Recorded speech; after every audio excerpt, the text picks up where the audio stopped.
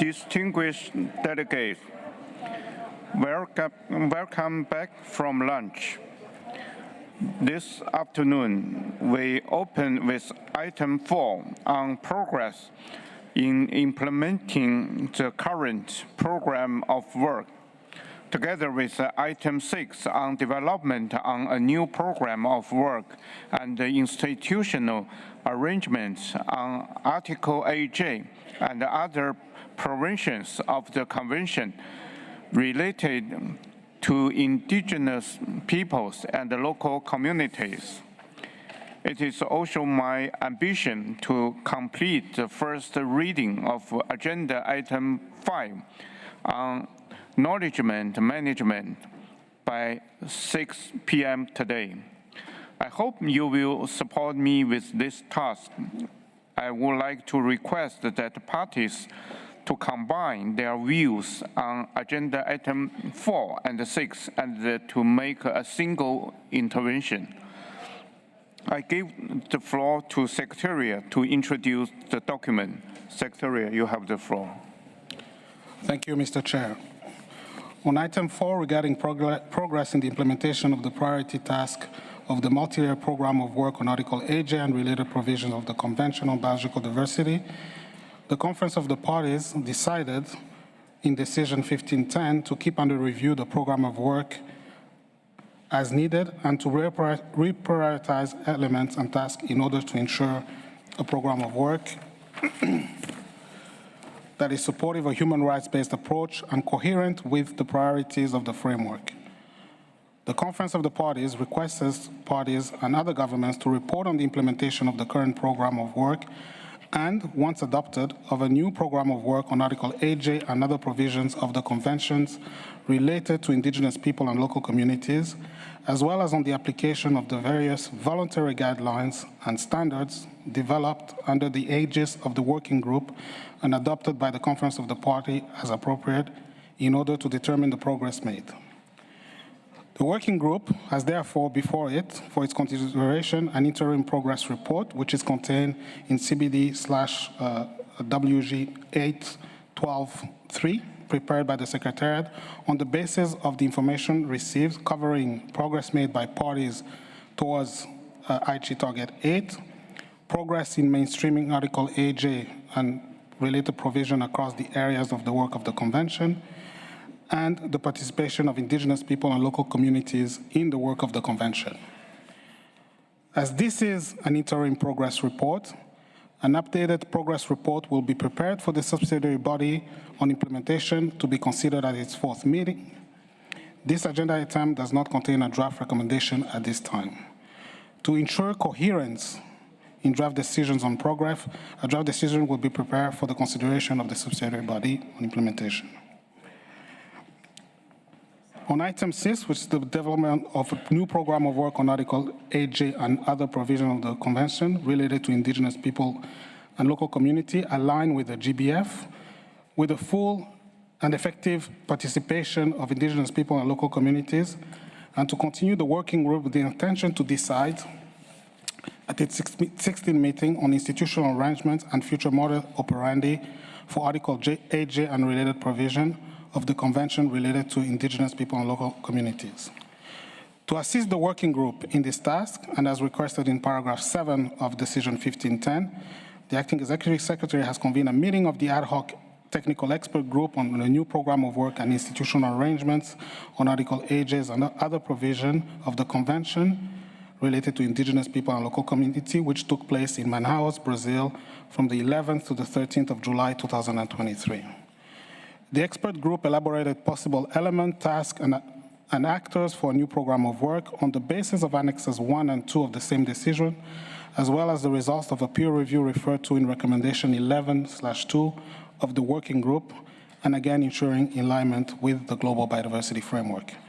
The expert group discussed the implication of each option for institutional arrangements and their modus operandi, taking into account, among other things, the rules of procedure for meeting of the bodies established under the Convention, the participation of indigenous people and local communities in the work of the Convention, and options contained in paragraph 9 of Decision 14.7, namely as regards to establishing a subsidiary body on Article 8J and related provision with a mandate to provide advice to the Conference of the Parties, other subsidiary bodies, and subject to the approval, the Conference of the Parties serving as the meeting of the parties to the respective protocols on matters that are relevant to indigenous people and local communities, and within, of course, the scope of the convention.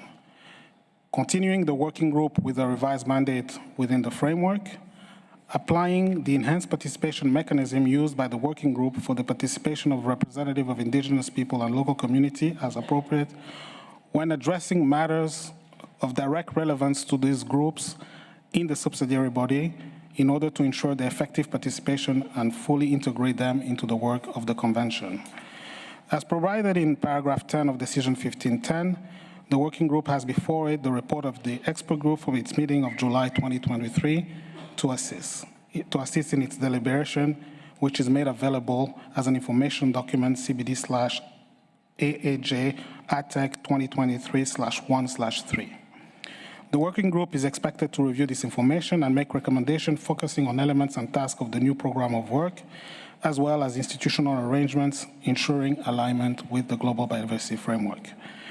As a basis for work, the working group has before it a note by the Secretariat titled Development of a New Program of Work and Institutional Arrangements on Article 8J and other provision of the conventions related to indigenous people and local communities, which is contained in document CBD/WG8j-12, which contain draft recommendation on the program of work on Article 8J and other provision of the convention and related to indigenous people and local communities, an option for institutional arrangements. Annex 1 contains the draft program of work on Article 8J and other provisions of the Convention on Biological Diversity related to indigenous people and local communities to 2050, which was reviewed by the ATEC, and Annex 2 contains the proposed modus operandi of the permanent subsidiary body and other provisions of the conventions based on the input of the ATEC. Thank you, Mr. Chair.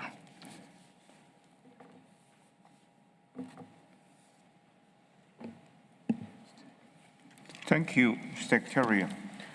With this background information, I now open the floor for your interventions. I ask you once again to remind focus on any advice you have concerning item 4 on progress, and particularly on item 6, and based on the document before you, CBD/WG8j/12/5, on the new program of work and the institutional arrangements. Please provide your thought on both items. Priority will be given to regional statement.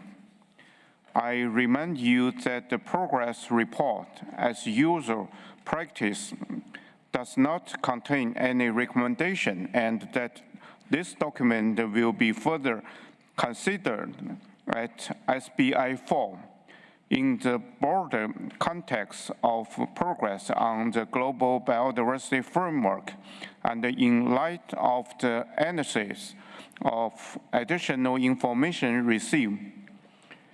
I will take the first intervention from IPLC as we agree. Thank you, Co-Chair. I am speaking on behalf of the International Indigenous Forum on Biodiversity. The recognition of indigenous peoples and local communities' rights and contributions in the KMGBF marks a milestone towards a more equitable partnership for whole of society in matters of conservation, sustainable use, and benefit sharing. This is a result of the time immemorial efforts of indigenous peoples and local communities to nurture their relationship with nature and their territories, as well as long engagements in different mechanisms that recognize these contributions, such as in the CBD Working Group 8J. We welcome the continuing efforts to enhance spaces for voices of indigenous peoples and local communities to be heard. Regarding agenda item 4, IIFB recognizes the accomplishments under the program of work on Article 8J. Out of 17 tasks, 12 tasks are already implemented or ongoing implementation, and 4 tasks are still pending. IFB will present at SBI a deep assessment of the achievements to date. Regarding agenda item 6, IFB strongly supports the draft recommendations based on the report of the ATIG for the establishment of a subsidiary body on Article 8J and other provisions, embodying the same underlying principles and characteristics of the current working group on Article 8J. The working group has contributed deeply to the work of the Convention for more than 20 years. The new body will be key to implementing the KMGBF, particularly Section C, which recognizes the roles, rights, and contributions of indigenous peoples and local communities, and 8 targets that contain specific mentions to indigenous peoples and local communities, namely Goal C, Targets 1, 3, 5, 9, 13, 19, 21, and 22. In the decision text to establish the subsidiary body on Article 8 General and other provisions, IFB suggests switching the order of paragraph 6 and paragraph 7 to reflect that the paragraph on the establishment of the subsidiary body should come before the paragraph on the current practice of integrating issues related to traditional knowledge across the Convention, and that both actions are complementary. On Annex 1, IFB supports the adoption of the new program of work with some small text changes. IFB considers the following tasks as significantly contributing to the achievement of the KMGBF. The tasks related to conservation and restoration on developing guidelines for the implementation of Target 3, including on indigenous and traditional territories, as well as the development of a grievance and redress mechanism. The tasks related to sustainable use will contribute to the achievement of Targets 5 and 9 related to customary sustainable use. The tasks related to sharing of benefits from utilization of genetic resources, traditional knowledge associated with genetic resources, and digital sequence information, which includes the development of a plan of action on these matters, will contribute to the implementation of Target 13 and Goal C. The tasks related to knowledge and culture will contribute to the implementation of Goal C, Targets 20 and 21, which refer to the access to traditional knowledge with respect to free, prior, and informed consent and the protection of traditional knowledge. The tasks related to implementation and monitoring progress will contribute to the implementation of the 4 traditional knowledge indicators. The tasks related to full and effective participation and human rights-based approach will be cross-cutting, but also particularly contribute to the implementation of Target 22. The tasks related to direct access to funding for biodiversity conservation by indigenous peoples and local communities actions will contribute to the implementation of Target 19. IFB also recognizes the need to prioritize tasks to support the KMGBF implementation for effective achievement by 2030. IFB supports Annex 2 on the modus operandi without changes. Our specific text proposals are attached in our statement. We call for party support for our proposals. Thank you, Co-Chair.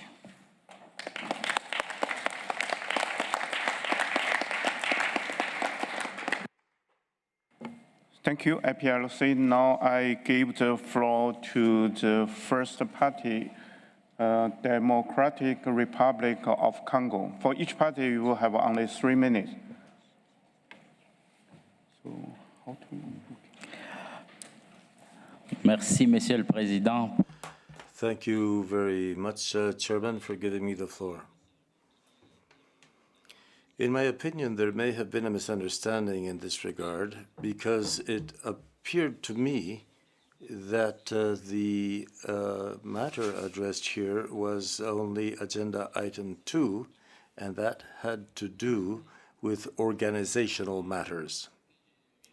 However, what I have just seen or heard is that the exception is flowing into other points. So I would like some clarification on that subject. And since I still have the floor, Chair,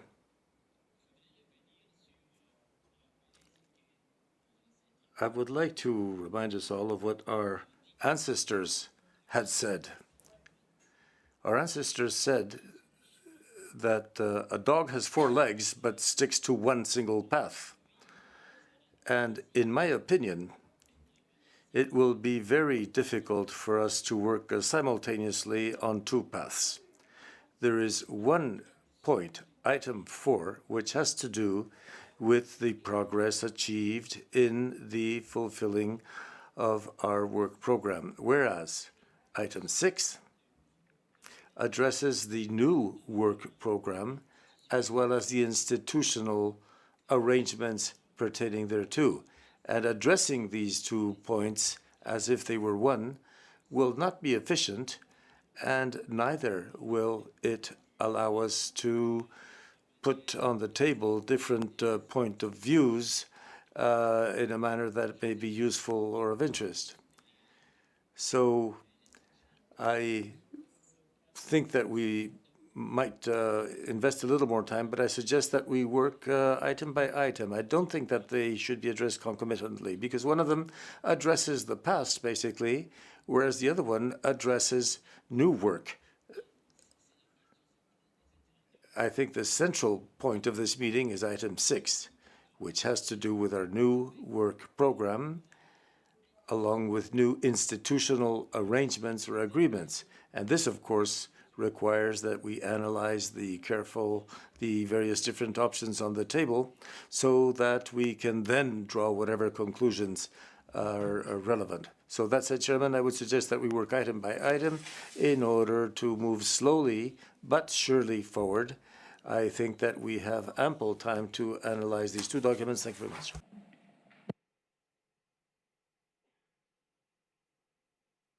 Thank you. Let me consult with the Secretary and back to you. Yeah.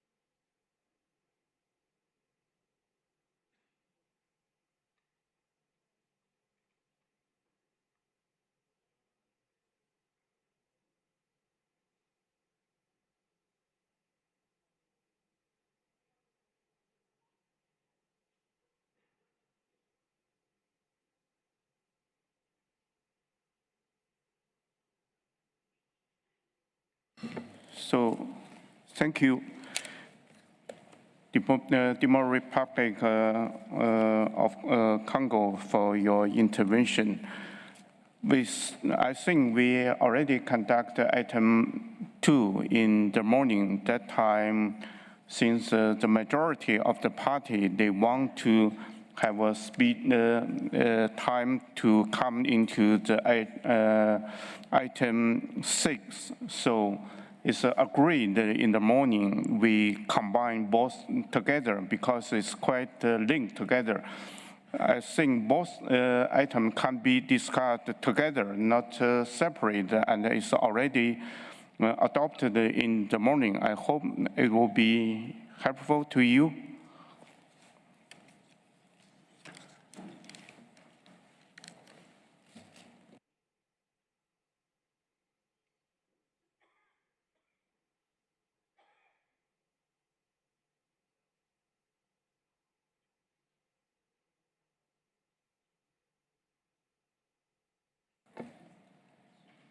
Are you requesting the?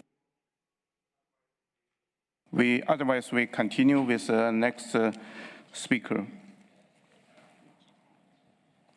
Japan, please. Thank you, Mr. Chair. First of all, Japan recognizes the importance and necessity of full engagement and effective participation of IPLCs to implement and achieve the targets of the Kunming-Montreal GBF. On the other hand, we also consider it is important to implement the Article 8J in a cost-effective manner.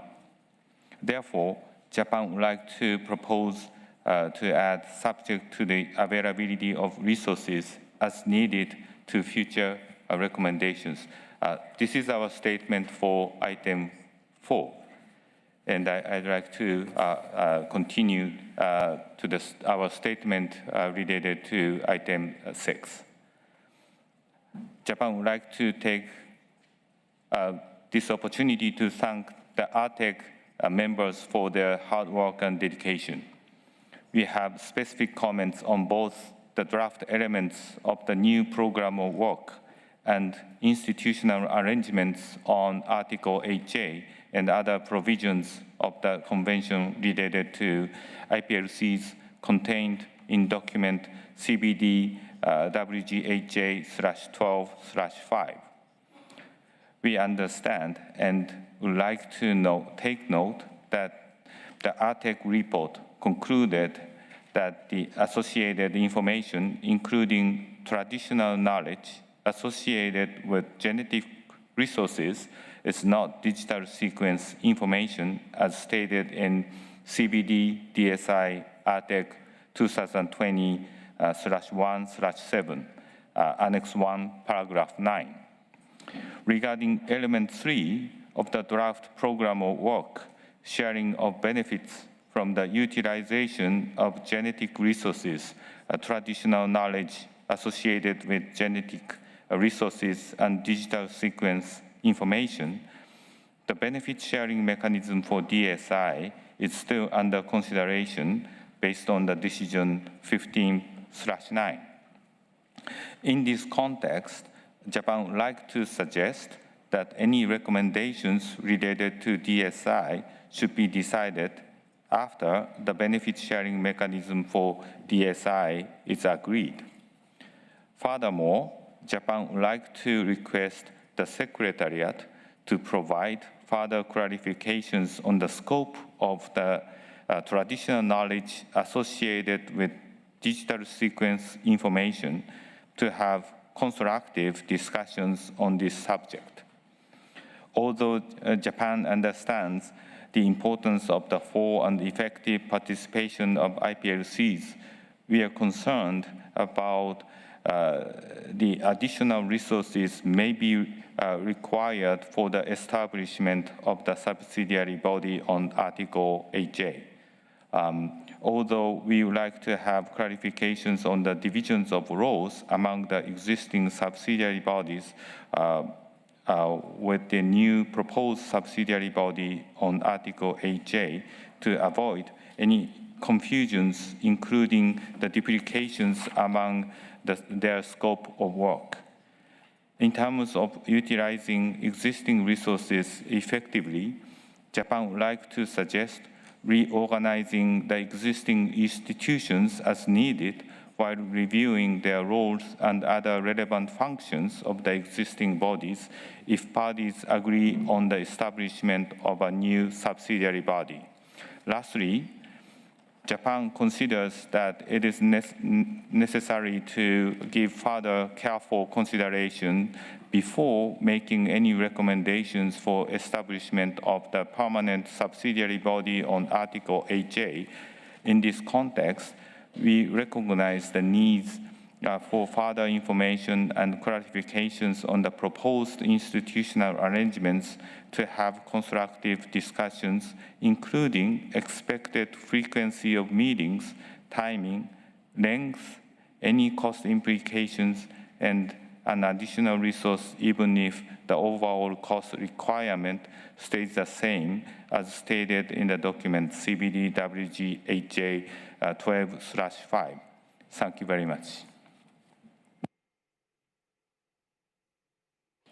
Thank you. The time is a little bit over, but your proposal is very constructive. I think Secretary had took note what you said. We'll be back to you at a later stage. Then I give the floor to next speaker, Russia Federation.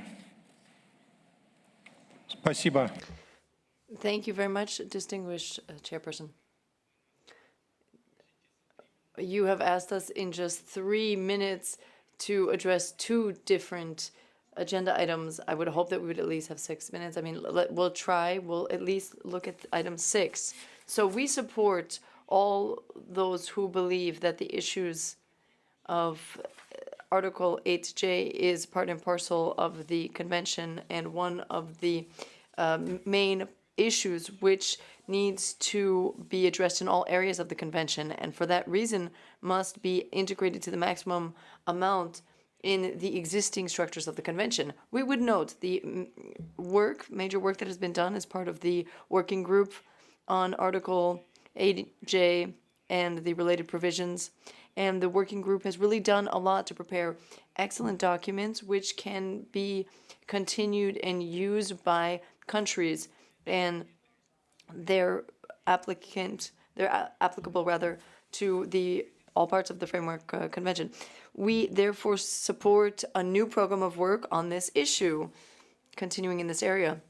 Now, allow me to just dwell on the paragraphs here, if I may. Paragraph 4, for example, of the draft decision of item 6 in document 5, item 6, document 5, we actually were surprised to see a number of different objectives as part of the framework. We actually thought that when we agreed on the global framework program, the issues of indigenous peoples and traditional knowledge was a cross-cutting issue which actually impacted all targets and objectives, of the global framework. So that's why we saw it as kind of surprising, as a very limited list of objectives. We were surprised to see that. We think that that shouldn't be included. We should talk about the entire framework program. Now, paragraph 2, if I may. It's proposed to have a reporting on the new programs, or we don't understand what format that might take. Who is reporting to whom, when, where, as part of national reports, or is it another procedure? So we should have very clear definition of that so the countries know what they need to do. Then para 6. We believe that that is a key para of this document, and we fully support the idea, the aspiration to integrate the issues of indigenous peoples and traditional knowledge in the subsidiary bodies of SUBSTA IBI, the subsidiary body. And we think that could be a real potential to make AJ a cross-cutting issue for the entire framework. And we think that it's important to further develop this under the convention. That needs to be clearly aligned with the new program of work, which has a lot of different articles and subparagraphs which refer to SUBSTA and SBI. That's why we think that the issue of indigenous peoples and the knowledge, traditional knowledge of those people should be binding, should be permanent and a necessary part of all SUBSTA meetings and all SBI meetings. Hence, para 6, when we have inter alia, for example, we would actually make an amendment there. We would say, the standing agenda item at each meeting of the subsidiary bodies and ensuring that other agenda items on matters relevant to indigenous people, and then as a text. We need to do this integration as a really key institutional move forward to make it a really integrated program and not making it a silo, which is the standalone body, which will be actually silencing this area. Similarly, we think that it's superfluous to create some sort of another subsidiary permanent standing body. We would delete 7 and proposal 2.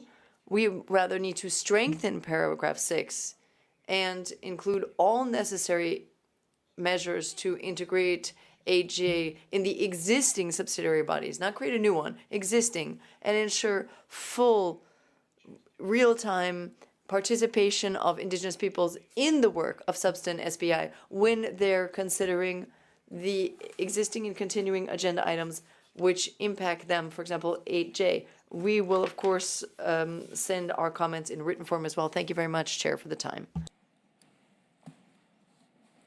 Thank you, Russian, for your very constructive intervention. Since we agreed to combine this agenda, it's common practice for each party have 3 minutes. So I just want you to try your best to be more efficient. Thank you. So we move to the next speaker, Colombia.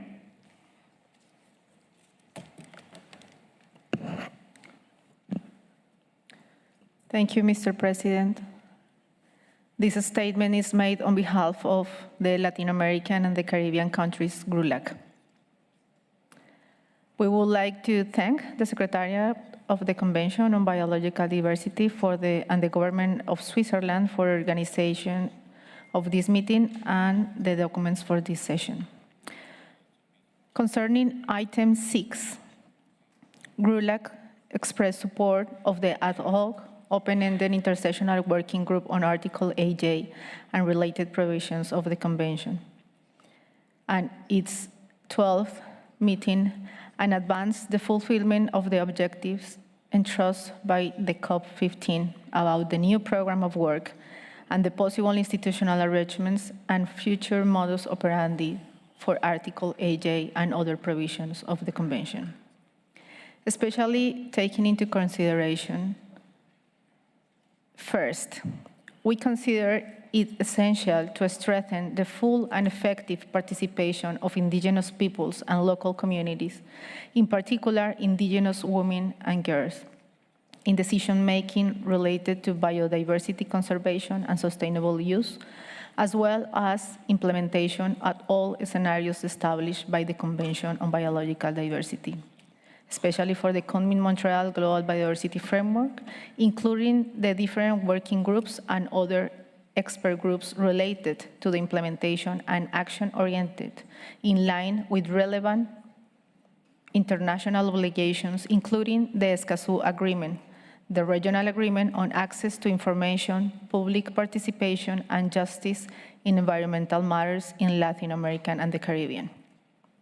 Second, we do believe it is necessary to strengthen the dialogue between the working group on Article 8J and SOBSTA to improve access to information, data, knowledge, and intercultural exchange with the full involvement of Indigenous peoples and local communities from an early stage. Third, GRULAC wants to emphasize the importance of traditional land use, security of land tenure, and governance by Indigenous peoples and local communities for the conservation and sustainable use of biodiversity as a foundation of the protection for traditional knowledge. Fourth, we reiterate the importance of the indicators proposed and constructed from the Indigenous people and local communities on traditional knowledge to be incorporated to the monitoring framework of the GBF.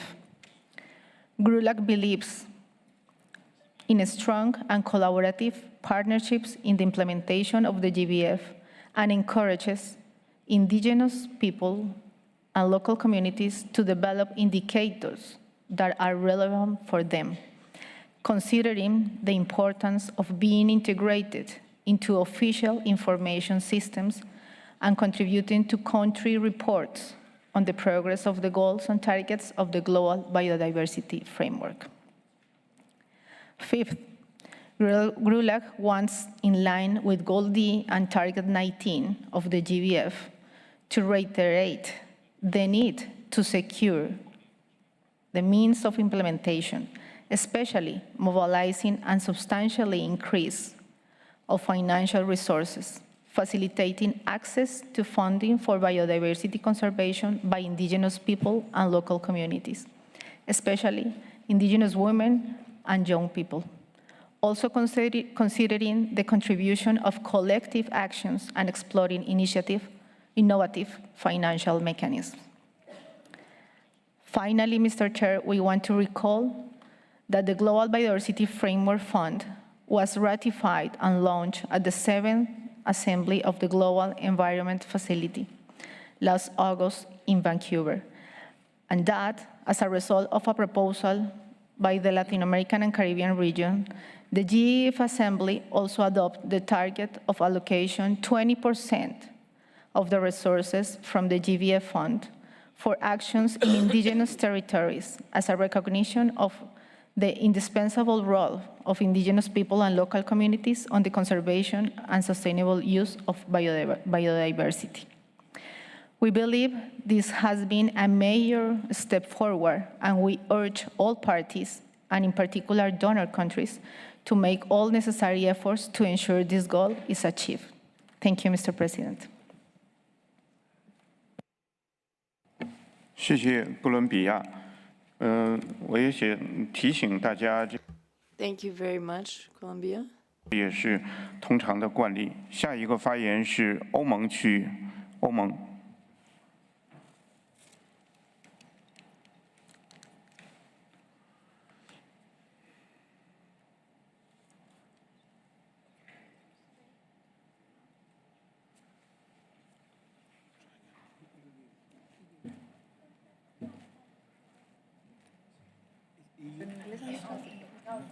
Yes.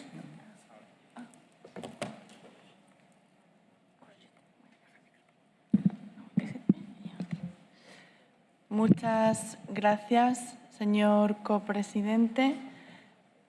Thank you very much, Co-Chair.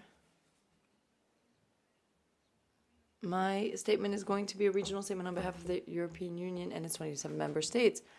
We thank the Secretariat for its report, its provisionary report, as well as all of the efforts that have been made to facilitate the participation of indigenous peoples and local communities in the drafting of the convention. Thank you for having helped the state parties as well in facilitating their contribution to preserving biodiversity and finding sustainable solutions in their national work. There's still a lot to be done, of course, with regard to the implementation on the ground of a new global framework.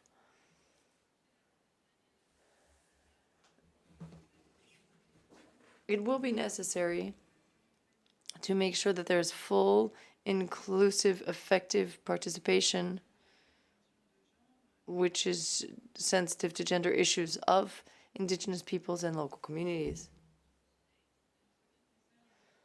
With regard to Agenda Item 6, the EU and its member states thanks the Secretariat,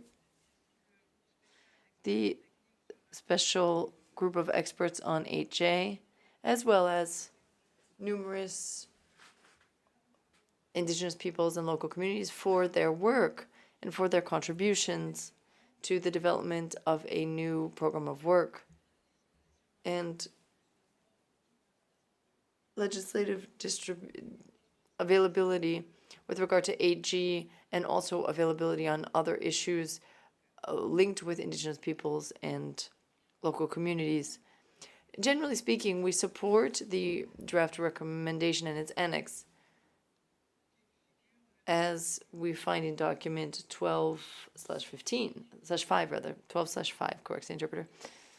The draft program of work that we see in Annex 1 of this document is ambitious and complex, but is well structured.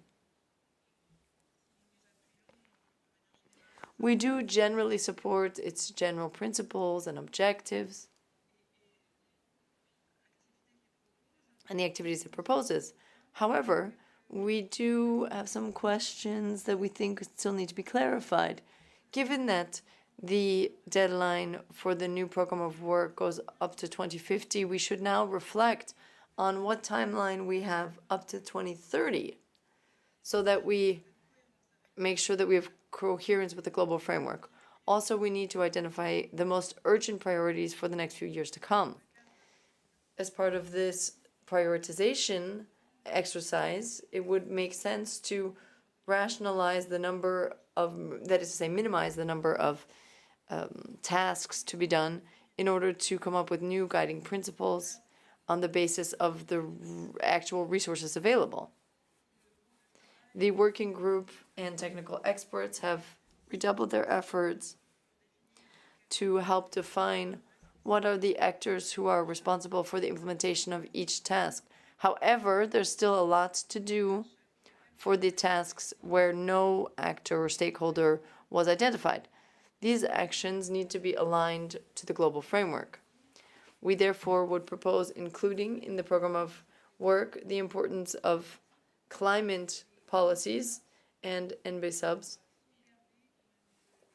to preserve traditional knowledge and support initiatives of indigenous peoples and local communities.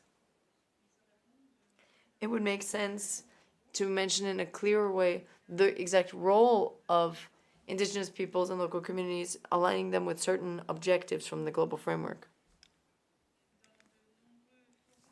In some fora, we speak of mobilizing resources. We would therefore suggest that we reformulate the proposal for the tasks associated and rather follow the work of the Advisory Committee on Mobilization of Resources in order to facilitate the integration of the actual ongoing debate and to ensure that everything is financed, that the work is financed. It's important to reflect on the drafting of priorities and the requirements of donors in order to make sure that the activities of local communities and indigenous peoples are more effective. Lastly, the European Union and its member states supports, at least in principle, the creation of a subsidiary body under 8J and other provisions related to it of the convention. However, we need more info in order to understand what are the institutional processes involved in order to more clearly see the aspects of, for example, cost, effectiveness, and maybe if we could have an independent bureau, for example, or an independent office, and the question of systematically changing meeting places. We need additional analysis of the different forms and options for this office, including the administrative burden that this might create. This would ensure the full integration and participation of communities, local communities, and indigenous peoples. Lastly, in conclusion, the European Union thanks the International Forum for Indigenous People for Biodiversity for its contributions, and we would just mention that our proposals for amendment of the program of work have a number of proposals which are those which were actually made by the Forum of Indigenous People, the Indigenous Peoples Forum, and we, of course, will send our comments in writing. Thank you very much, Chair. Thank you, EU and its member states is also very constructive. The Secretary will be back to your question later on, but your intervention is 8 minutes, 8.5 minutes. So next is Guatemala. You have the floor.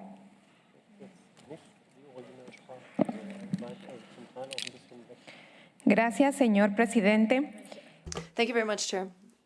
Firstly, speaking in our national capacity, we would like to thank the Secretariat for its efforts. We were able to see the broad scope of work that was done. You spent a lot of time proposing documents, and these are excellent working documents, so we thank you for that. We also thank the technical experts group for the work that has been done in Brazil. I'm referring here to the document WG8j-12/5. Apologize to the interpreter. Guatemala is a country which is well known for its wealth, the wealth of its indigenous people, its natural wealth. And so it's essential for us, and all strata of the population are involved in this process, specifically women, girls, indigenous people, young people, children. Our country supports the proposal for the decision and the annex. Now, of course, the proposal for a decision is quite complete. Still, we would like to include a new task. We propose a new task under 6, Annex 1. This would be called full participation of local communities and indigenous peoples. It's under that point. We would like to add a 6.3, which would say, carry out with the CBD Secretariat a political and legal analysis to help us implement the recommendations of the 3 UN bodies which relate to the rights of indigenous peoples, the Indigenous Peoples Forum, the Special Rapporteur on the Rights of Indigenous Peoples, and the Mechanism on the Rights of Indigenous Peoples linked to indigenous peoples and local communities. End sentence. Similarly, the suggestions for amendments which were made by the Forum on Biodiversity are topical. They help us to focus on some of the new parts of the program of work and Article 8J. We therefore support the proposals for amendment which have been made. We, of course, will send our proposal in writing. I thank you very much for your kind attention. Thank you, Guatemala, for your very constructive intervention. Also, you keep the time very well. Now, next speaker is Canada. Thank you, Chair, and we'll focus our comment on item 6. The Government of Canada is committed to supporting the full and effective participation of Indigenous people in the implementation of the CBD. This agenda item represents an opportunity for all parties to renew their commitments to Article 8J and recognize the importance and value of Indigenous people in the CBD and the relationship and unique perspective they maintain vis-à-vis biodiversity and its conservation and sustainable use. This renewed commitment is of particular importance to support the implementation of the Kunming-Montreal Biodiversity Framework that has made strong commitments and advance towards acknowledging the contribution of Indigenous people to achieve CBD objectives. The commitments that were made at COP15, including strong commitments to strengthen our partnership with the Indigenous people, as reflected in numerous places in the KMGBF. And that at that time, we all recognize that meaningful implementation of the framework will necessarily require enhanced participation of Indigenous people and ongoing efforts by the Working Group on 8J. Canada therefore strongly supports the creation of a permanent subsidiary body in order to support integration of future works on matters related to Indigenous people across the work of the Convention, as well as for advancing the effective participation of Indigenous people in the implementation of the CBD. Establishing the Working Group on 8J as a subsidiary body will enable the implementation of numerous elements related to IPLCs, customary sustainable use, and traditional knowledge highlighted, agreed upon, and prioritized by party in the KMGBF. No other body in the CBD family has a clear role to carry out this work.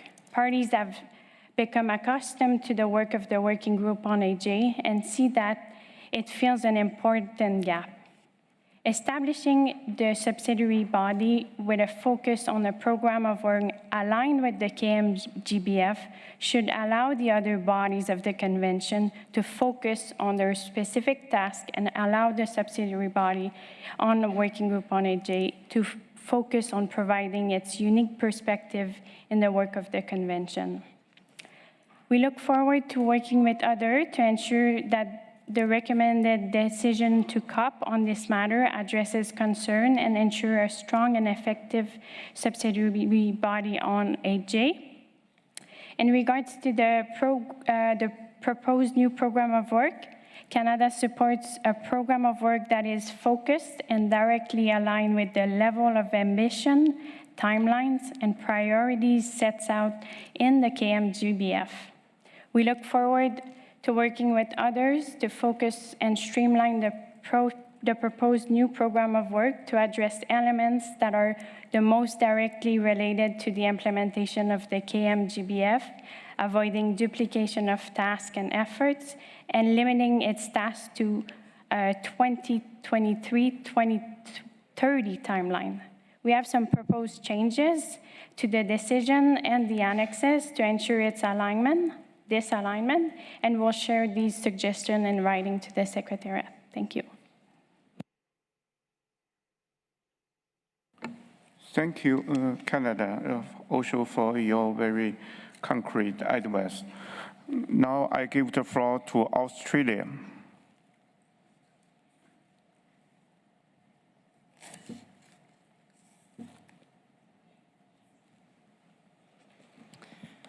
It's working.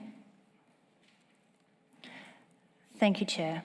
On Agenda Item 4, Australia welcomes the report on the progress in the implementation of the priority tasks of the multi-year program of work on Article 8J and related provisions. The work done by this working group and the Convention more broadly has been extensive and valuable, and as we move to discuss a new program of work, Australia looks forward to aligning any further work with the Kunming-Montreal Global Biodiversity Framework. On the new proposed program of work under Item 6, Australia is generally supportive and believes a high priority of any new work under Article 8J and in general needs to ensure efforts are aligned with the Kunming-Montreal Global Biodiversity Framework. We believe that the current draft program of work needs additional work to ensure it's practicable and can be effectively implemented. For example, the tasks below each element in the program of work must be action-oriented, must explicitly identify the responsible actors, and must identify timeframes for implementation. Priorities need to be determined for at least the next 2 years, with broader priorities which extend out to 2030 established. The 2050 timeframe is unrealistic. The program of work timeline should align with the 2030 targets within the Global Biodiversity Framework.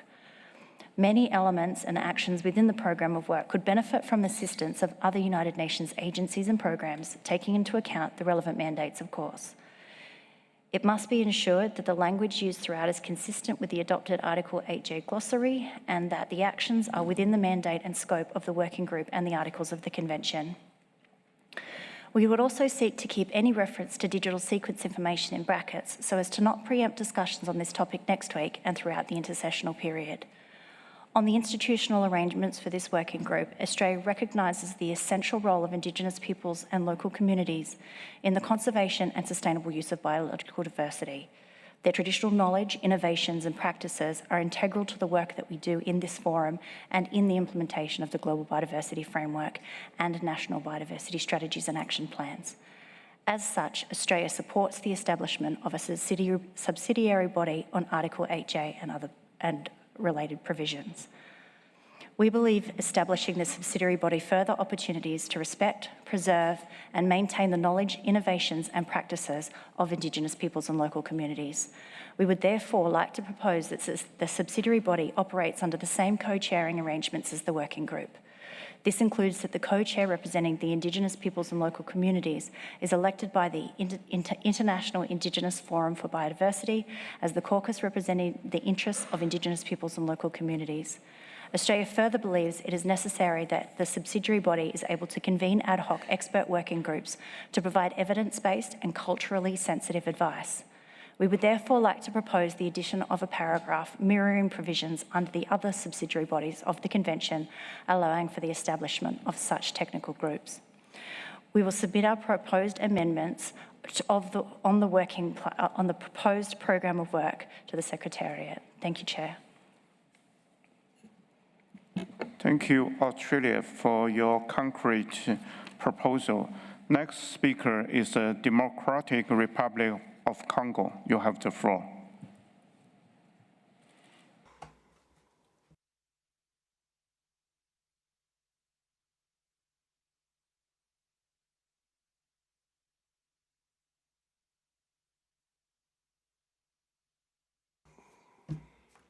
Thank you very much, Chairman, for giving me the floor. The DRC would like to thank the Secretariat for the document provided and the work to make both documents available. As regards agenda item 4, DRC recognizes the progress achieved specifically by the indigenous people and local communities in regard to Article 8J. This work is certainly praiseworthy and has allowed, as the Executive Interim Secretary pointed out this morning, Mr. David Coover, this work has allowed the contribution of indigenous peoples and local communities to be put in the spotlight. Today, indigenous communities and local communities are heard with a louder voice. And this allows us to recognize their important role in the conservation of biodiversity and sustainable use of its elements, in particularly within the framework of the KMGBF. In this regard, the Democratic Republic of Congo has adopted a special law for the protection of indigenous people and local communities. Furthermore, the RDC has provided the indigenous peoples and local communities with the possibility of organizing a national platform to defend their interests. As regards item 6, the DRC would like to point out that you cannot chop down a tree that still bears fruit. On the contrary, you should provide it with organic fertilizer so that it will continue providing even more fruit than in the past.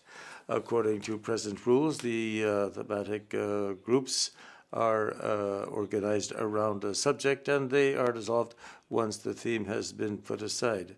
This was the case with the Global Framework for Biodiversity, the Kunming-Montreal Group, and as we know, the group no longer exists. However, the subsidiary body was established on a permanent basis. This is the case at present with the subsidiary body in charge of providing technical assistance and technological input, and also with the implementation. The DRC would suggest that such a group be set up regarding Article 8J in order to avoid such a group disappearing in the future. To conclude, the DRC wonders whether up to the present the SBI is not established in the text of the convention, and that if we set up another subsidiary body that may not be recognized in the convention, then how will we address such issues in the present state of things? Thank you. Thank you for your intervention. Now I invite next speaker, South Africa. Thank you very much, Chair. With regard to item 4 on progress in the implementation, South Africa has promulgated in August 2019 a legislation on protection, promotion, development, and management of indigenous knowledge. The legislation provides for the recognition of prior learning of indigenous knowledge practitioners. And in this regard, as government, we are working with relevant stakeholders to address issues of indigenous astronomy. We are also working with experts to develop norms and standards for indigenous astronomy for the certification of practitioners in this discipline. Furthermore, in 2019, the world's first industry-wide benefit sharing agreement was launched in South Africa between the Khoikhoi and the San and the South African rooibos industry. The agreement recognizes the Khoi and San peoples as the traditional knowledge holders to the uses of rooibos, an indigenous plant species found only in the Kattenberg region of South Africa. The agreement is the basis for which the Khoi and the San communities of South Africa will have access to benefits as a percentage contribution from the commercialization of rooibos by the South African rooibos industry. An international indigenous astronomy conference was held in July 2022 with the aim of contributing to the understanding to understanding the value of astronomy, advocacy, and communication programs to improve research and methodologies. Indigenous mining has also been identified as other discipline that will assist in identifying indigenous technologies in the communities. Smart Village Project seeks to use indigenous technologies in coming up with smart villages. Embedded in the project is indigenous architectures using indigenous technologies. Communities are also being assisted in developing their biocultural community protocols. They also share in the indigenous technologies used in adapting to climate change and mitigating its impacts. A white paper on the conservation and sustainable use for South Africa's biodiversity was also approved by Cabinet in March 2023 to provide an overarching framework to inform policies, legislation, and practices that involve biodiversity management by state and by communities. The white paper recognizes that indigenous or traditional knowledge and practices provide localized solutions to biodiversity conservation and sustainable use. It also recognizes that benefit sharing arrangements contribute to biodiversity conservation, drive transformation and redress, and promote indigenous communities' rights and benefit the holders of knowledge, of traditional knowledge. Any use or benefit that derives from traditional knowledge or practices must include fair and equitable sharing of benefits with holders of knowledge. With regard to item 6, on the sub-item on development of a new program of work, we support a new program of work that is supportive of human rights-based approach and coherent with the priorities of the Global Biodiversity Framework that addresses issues related to promoting development of traditional knowledge, access to justice and health by indigenous peoples and local communities, and safeguarding and respecting their cultures and their rights over lands. We have one text proposal to make with regard to element number 3, where it says sharing of benefits from the utilization of genetic resources, traditional knowledge, and we want to include after traditional knowledge, including traditional knowledge associated with genetic resources, because our understanding is that traditional knowledge under Article 8J is not necessarily the same traditional knowledge under the Nagoya Protocol. With regard to institutional arrangements, we thank the ATEC for their work, and we consider the establishment of the body, the subsidiary body, as the best option of the 3 options going forward. The current working group could provide a firm basis for the establishment of the body. We will submit our statement in writing. Thank you, Chair. Thank you. Next speaker is Norway. You have the floor. Thank you, Mr. Chair.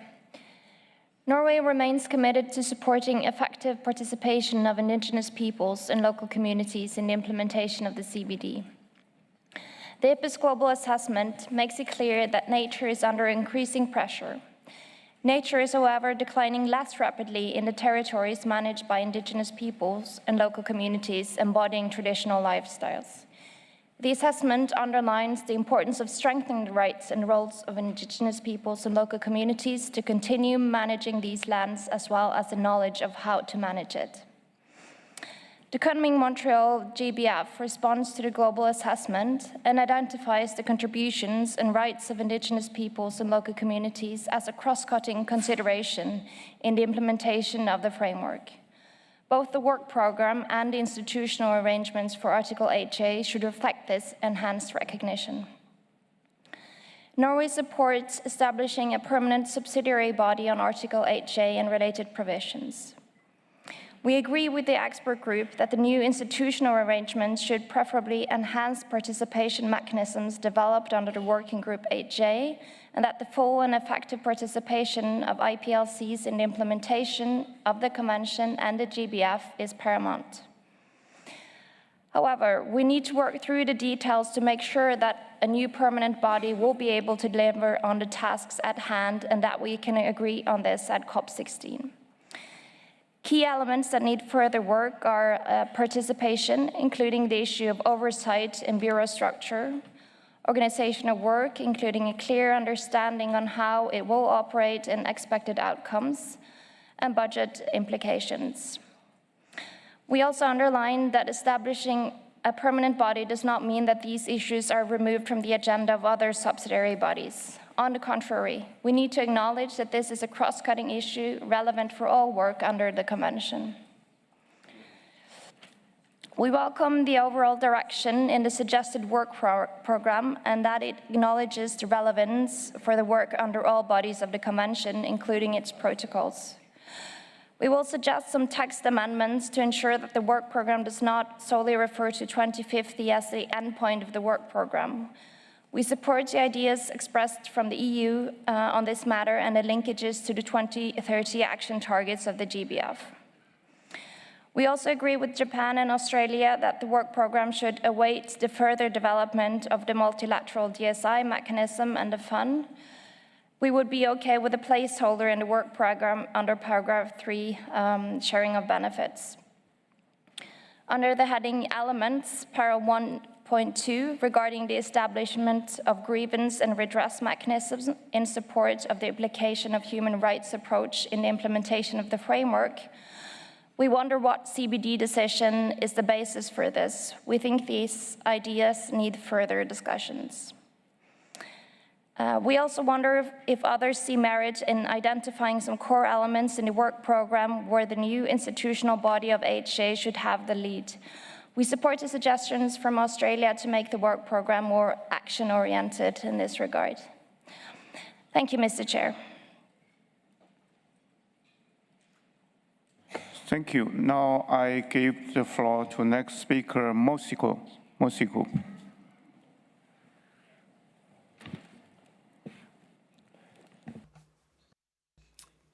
Thank you very much, Chairman.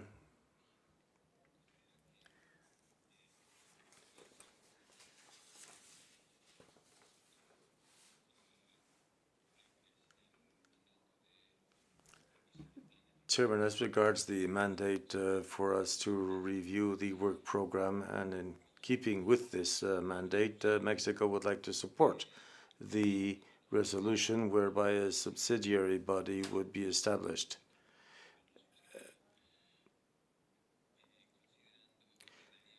We consider that this would be a formal recognition to the relevance of indigenous peoples within the framework of the Convention, without this in any way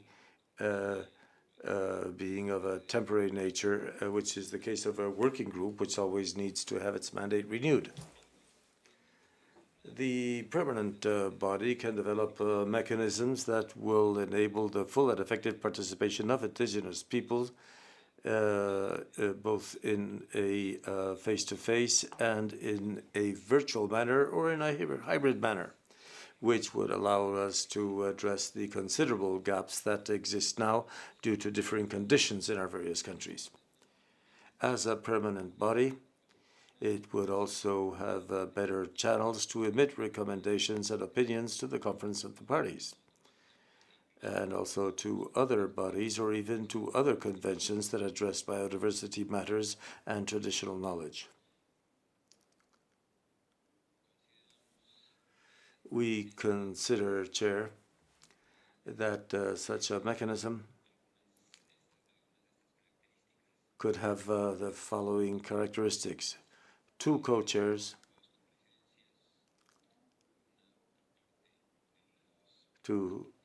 one of them representing the participant parties and the other one representing the indigenous peoples. It should also have its own bureau consisting of representatives of the parties and indigenous peoples from all regions. Thank you very much.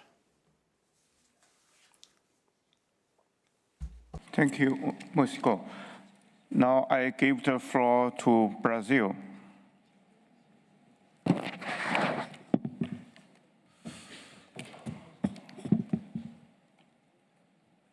Thank you, Chair.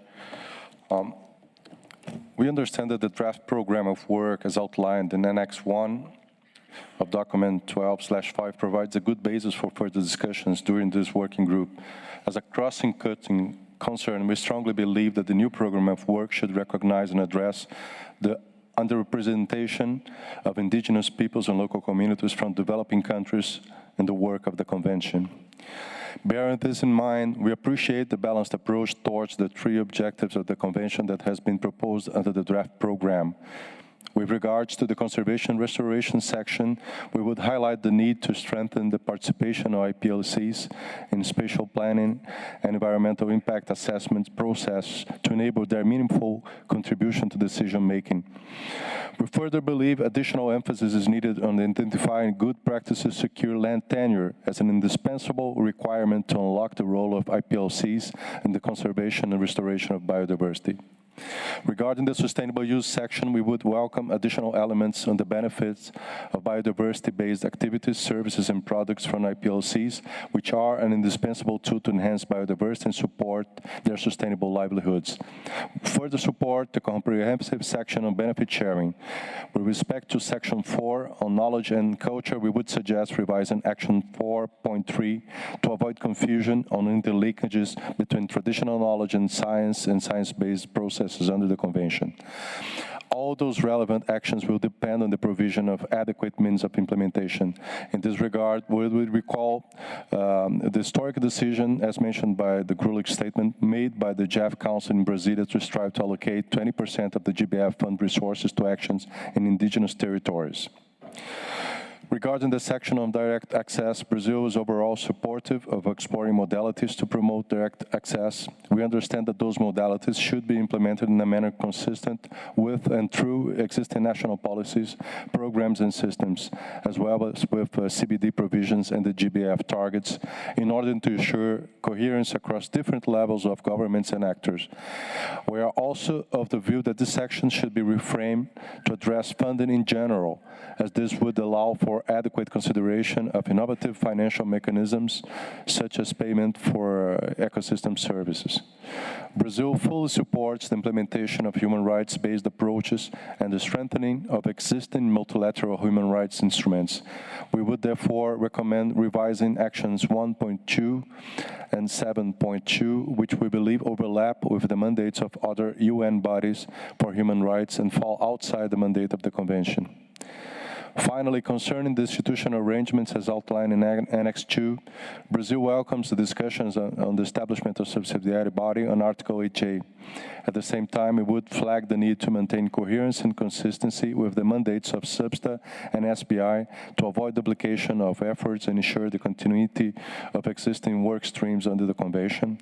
And to finalize, we will provide some text proposals in writing. Thank you, sir.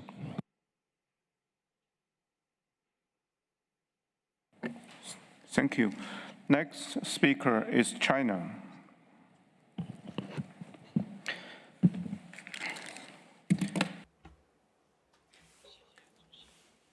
Thank you, Mr. Chair.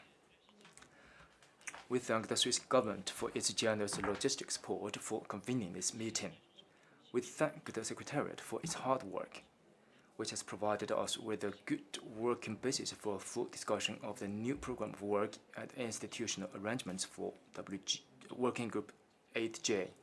The Chinese government is promoting the building of an ecological civilization and has formulated a series of laws and regulations, including the Intangible Cultural Heritage Law and Traditional Chinese Medicine Law, to support the protection of traditional knowledge related to biodiversity and to promote the extensive use of traditional knowledge and the sharing of its benefits. We think that the Working Group on Article 8J has conducted productive work in its previous work, mainly thanks to the guidance of a well-developed program of work.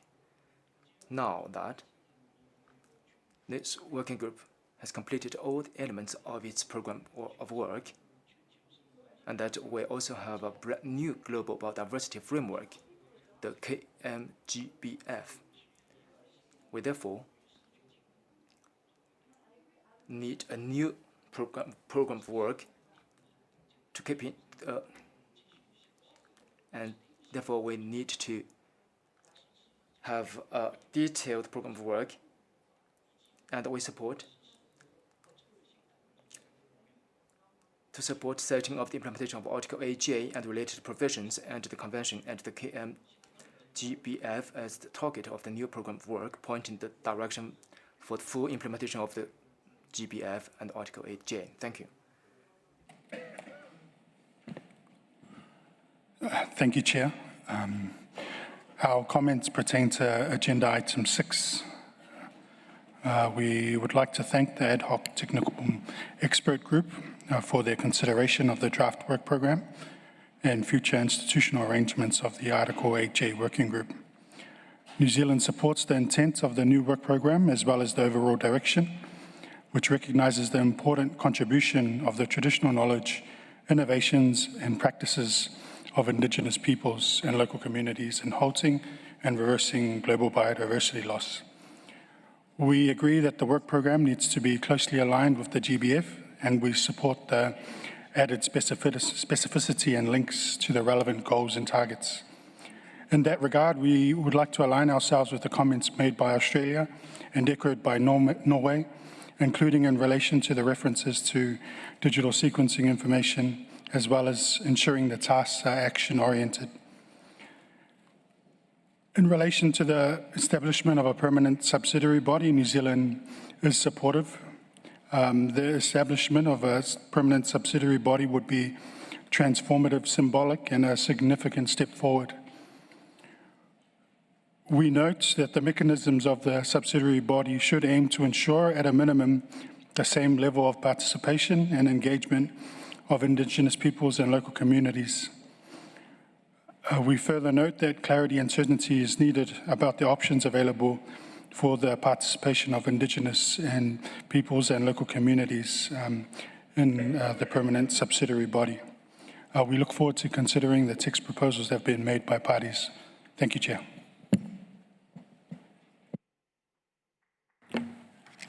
Thank you. Next speaker is Switzerland. Thank you, Mr. Co-Chair. Distinguished delegates, the strong acknowledgement by the Kunming-Montreal Global Biodiversity Framework of the important roles and contributions of Indigenous peoples and local communities as custodians of biodiversity and as partners in its conservation, restoration and sustainable use emphasizes the importance of the discussions we are having under this item and for the implementation of the Convention in general. Mr. Co-Chair, we will be brief and focus on item 6, on the draft program of work on Article 8J. After the adoption of the GBF last year, there is a need to focus our activities on efficient and effective implementation of the GBF.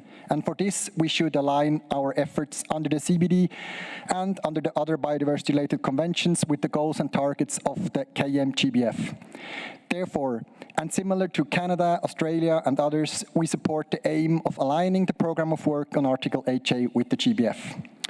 With regard to Annex 1 of the pre-session document under this item, similar to the EU and others, we note that while the overall timeline of the draft program of work is 2050, several elements of the draft program of work refer to specific targets of the GBF, which are to be implemented until 2030. We suggest to align the timelines of the new program of work with where relevant to the ones of the GBF and its goals and targets. With regard to element 3 on goal C and target 13 contained in Annex 1. Element 3 refers to inter alia benefit sharing and digital sequence information on genetic resource. Mr. Co-Chair, similar to Japan, Australia, Norway and New Zealand, as the Working Group on DSI will make recommendations on this issue to COP16, and as one of the issues for further consideration under item 3 of Working Group DSI is on the roles, rights and interests of IPLCs include in associated traditional knowledge, we suggest to update the relevant elements in the program of work based on the relevant outcomes of the discussions on the Working Group on DSI.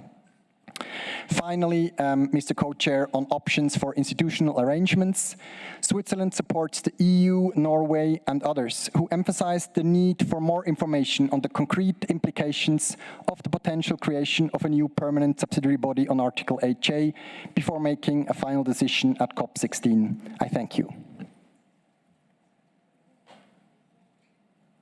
Thank you, Switzerland. Now I give the floor to next speaker, Saudi Arabia.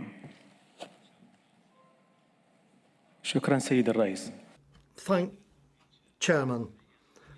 as far as the creation of a new subsidiary body, this should reflect the importance of indigenous people and local communities in contributing to such a body. Therefore, we would strongly welcome the creation of such a subsidiary body, and we look forward to seeing such a body complementing the work of other subsidiary bodies and having the mandate to deal with the issues that it is entrusted with. I think such a subsidiary body should provide important support to the Secretariat and to the Member States and complement the work of other existing subsidiary bodies. Thank you, Chairman. Thank you for your very brief intervention. So I give the floor to next speaker, Argentina. Gracias, señor presidente. Thank you very much, Chairman. Argentina thanks the Secretariat for having prepared the documents for items 4 and 6 of the agenda. Argentina, with regard to the implementation of its national strategy and its plan of action, has created a national commission, which exists since 2020, and in which we have representatives of indigenous peoples participating in its working group and its plenary. The strategy and the plan of action 2016-2020 is an institutional framework for public policy in terms of biodiversity. It allows integrating those policies in a coordinated fashion, which is linked to sustainable development, and to have a sustainable development view of the country, which includes biodiversity, sustainable production, as well as looks at, on the basis of a national territory, which is organized, which has its lands organized. In 2024, we integrated a number of cross-cutting issues, for example, gender and diversity, and we focused on One Health, as well as intercultural knowledge, scientific knowledge, and inclusive policies. On the other hand, in 2022, we created an inclusive conservation policy, which focuses particularly on Article 8 of the CBD, which in A and J mentions the protection of specific areas and preserving them for local communities and indigenous peoples. So Argentina is working to strengthen its links with indigenous peoples and local communities. This requires policies and laws which are specific to those people, and of course, technical assistance and financing to develop useful tools to further biodiversity, allowing indigenous peoples to exercise their rights fully. Argentina believes that this discussion on a new plan of work on 8J is of particular import. Let's keep this in mind. We must take into account the suggestions made on the draft program of work and annex. For example, firstly, Argentina would call for a reference to something that's in line with our national legislation, which is at the beginning of Article 8J. For example, we would suggest the inclusion of this in para 1.4 of the provisions, 1.4 of the provisions, specifically there where it, and other places where it's necessary in the text. Secondly, it's important to bear in mind the voluntary nature of these provisions. So we need to have voluntary as a wording included where it's necessary, of course. Then thirdly, this concept perhaps should be better defined, specifically with regard to the scope. So for example, a mosaic of community practices could be helpful. Fourthly, we would like to see the deletion of Annex 1, para 345, which seems to exceed the scope of the mandate of the Convention. We would therefore suggest amending 353 of Annex 1 to create guidelines and proposals for the creation of a national system for revising legislation. Fifthly, with regard to para 345 of Annex 1, we think that it's necessary to have additional information on the focal points network that's proposed in order to make sure that we don't duplicate any work that's ongoing. Similarly, Argentina will bring forward other proposals for amendments to make sure that it's more aligned with the global framework. Lastly, Argentina believes that it is essential to avoid duplication, as we've already said, and we need to make sure that we don't duplicate specifically the work of the subsidiary bodies. It's also important to include indigenous peoples in the work on the convention. Of course, we will transmit our proposals in writing. Thank you very much. The interpreter apologizes for the sneeze. Thank you. 5 minutes. Next speaker is Cuba.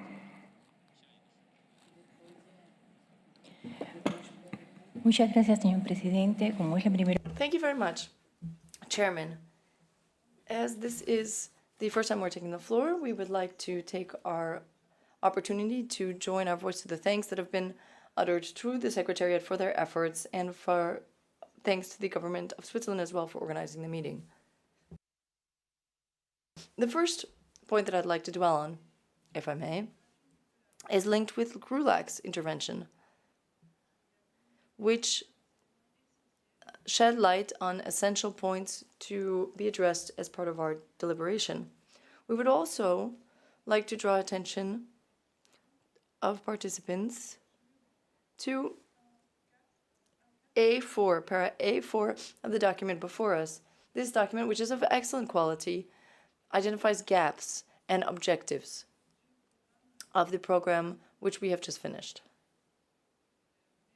It sheds light on essential points which are necessary for the new program.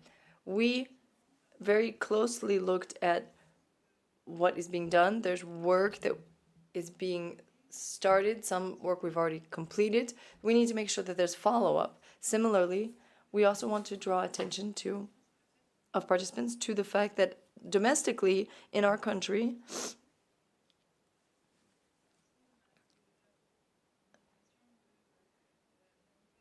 ownership of the new Constitution of 2019 means that the role of local communities has increased. We have a program for local development where governance in local communities is more important now than ever. The participation of local communities is basically at all levels of decision-making, and this is extremely key. Unfortunately, Cuba doesn't have indigenous peoples, but we do have local communities, of course.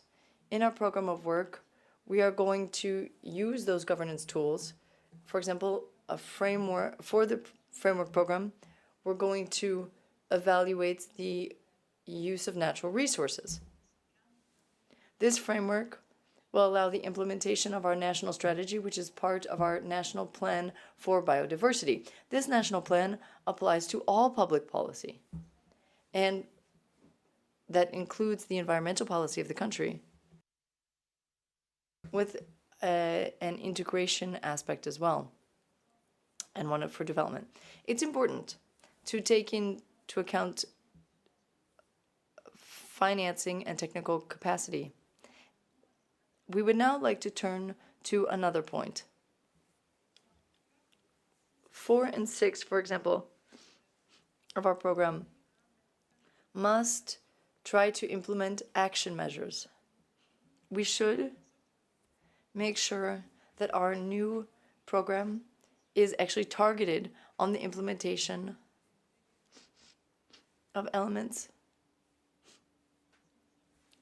which came out of the Global Framework for Diversity. Lastly, we'd like to say that for us, it would be very important to continue to work, analyze in an ongoing fashion to continue to work on our mandate, and our proposal is therefore to continue the work in this area. I thank you very much.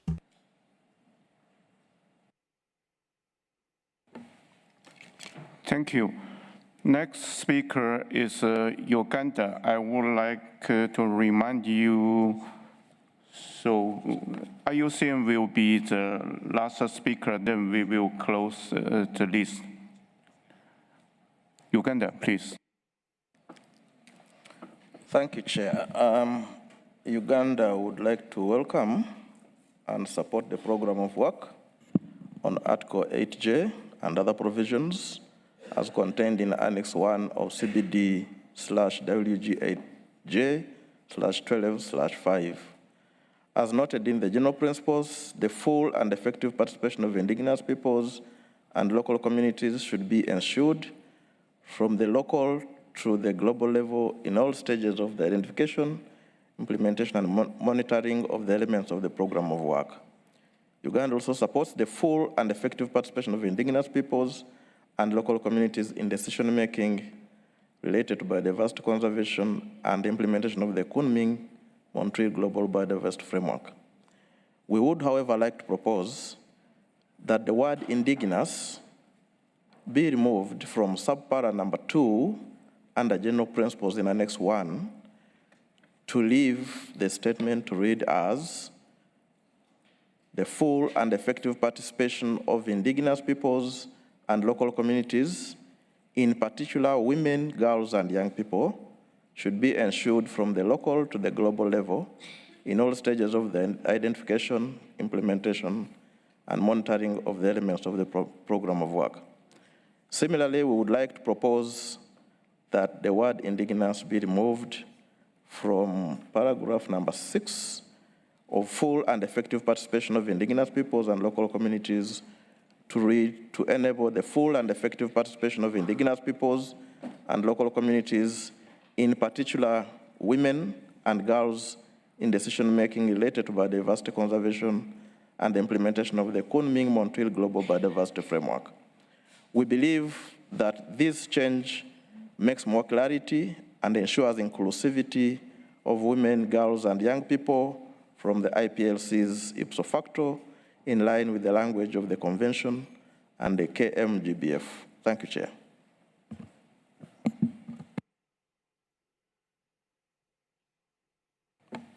Thank you. Next speaker is Togo. Merci beaucoup. Thank you very much, Chair. Given the limited time, we're going to go very briefly through item 6. Chair, given the importance of indigenous peoples and local communities, specifically in the implementation of the CBD and the protocol, it has become necessary over the years to create a working group for 8J to ensure their full participation and contribution. Today, it's quite clear that the contribution of indigenous peoples and local communities is part and parcel if we really want to get results which work as part of the framework. This situation requires reforms which would strengthen how we take into account the concerns of local communities at all levels of decision-making. That's the reason why Chair Togo applauds and supports paras 6 and 7 of the draft recommendation, and specifically the creation of a subsidiary body. We believe that this will allow us to make much more sustainable the decisions which take into account the concerns of local communities. Because today, if we don't do that, we might arrive at a situation whereby each time we would have to have a new working group, or that the working group would become basically a standing, permanent working group. So that's why a subsidiary body would basically allow us to make the structure for decision-making more solid and would ensure that we take into account the opinions of those communities in decision-making. There were arguments that were excellently presented and put forward in the document, and that was applauded from our side. We thank the Secretariat for those efforts. We also saw that there's an analysis work that has been done with regard to the financing, and this is also something that we appreciate highly, just to make sure that, of course, there's not going to be additional costs generated. In conclusion, Chair, there are a number of observations that Togo would like to make. These are just minor comments that we will send to the Secretariat. On 4, for example, item 4, we would just like to draw attention to the fact that the conclusion still leaves something to be desired. There are a couple of issues. We will have discussions with the Secretariat. The Secretariat has said that the report is not going to be the object of transmission, so we think that we could improve that paragraph. Thank you very much, sir. Thank you. Next speaker is India. Thank you, Chair. This is with regard to recommendation of expert group on development of a new program of work and institutional arrangements on Article 8J and other provisions, particularly WG8j-12 /5. India fully supports the establishment of subsidiary body, which is, of course, the recognition of role of indigenous people and local communities. Particularly for India, it is local communities in their contribution to the conservation and the sustainable use of biological diversity, as well as the preservation of biodiversity in India. It will be a very efficient structure to carry out the mandate of ensuring the enhanced and strengthened participation of these communities in the process under the convention. As provided in the text, India believes that the meeting should be on rotation. It should not be in one place among the 7 socio-cultural regions to provide broader participation and as well as engagement from in all these regions. Similarly, when a bureau is established, there has to be equal and fair representation from these regions. And we also support, as a successful practice of working group, the subsidiary body should also have, or it should maintain the practice of appointing 2 co-chairs. And one should be representing the indigenous people and the local communities. And lastly, financing is a very important aspect for ensuring the widest possible representation and the participation, fullest participation of these communities. Thank you very much. Thank you, India. Next speaker is Bosnia and Herzegovina. You have the floor. Thank you, Chair. During the preparation of last 2 NB subs in Bosnia and Herzegovina, national target related to the preservation of the traditional knowledge in the country have been identified. It should be noted that Bosnia and Herzegovina is a country with the economy in transition, which the last 30 years expand various social change, including the abandonment of rural area and change in lifestyle. It should be also said that according to national law, indigenous people are not recognized in Bosnia and Herzegovina. On the other hand, local community transmits the entire wealth of traditional knowledge originating for the different culture in Bosnia and Herzegovina. Also, local community and instead with a certain degree of responsibility of the state of the local environment. Nevertheless, the progress in which national goal related the need to document traditional knowledge was still not satisfactory. They lacked the capacity and the means support their target were the main barrier in their progress.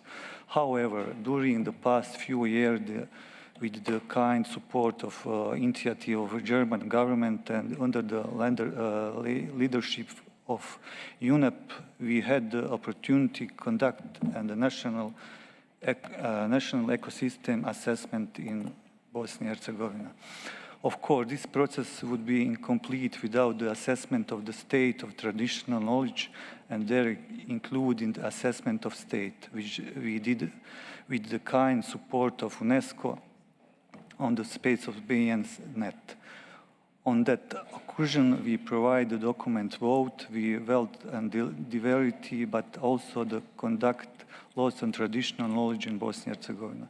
We also needed that include of traditional knowledge in early stage of education in one of the good way of its long-term preservation. It is way for the all generation and local community to build their care to element of the basis of knowledge about local biodiversity. We believe that the local community should be given a much greater role in this decision maker and implementation of coming Montreal Global Biodiversity Framework and the national level. And update way for this sum to happen on global level in establishing a subsidiary body Article 8J and other provision under the aspects of CBD. Only then will support give the effort to make the implementation of coming Montreal Global Biodiversity Framework a task for all of science and the world government and highlight in Sector C of this plan. Thank you.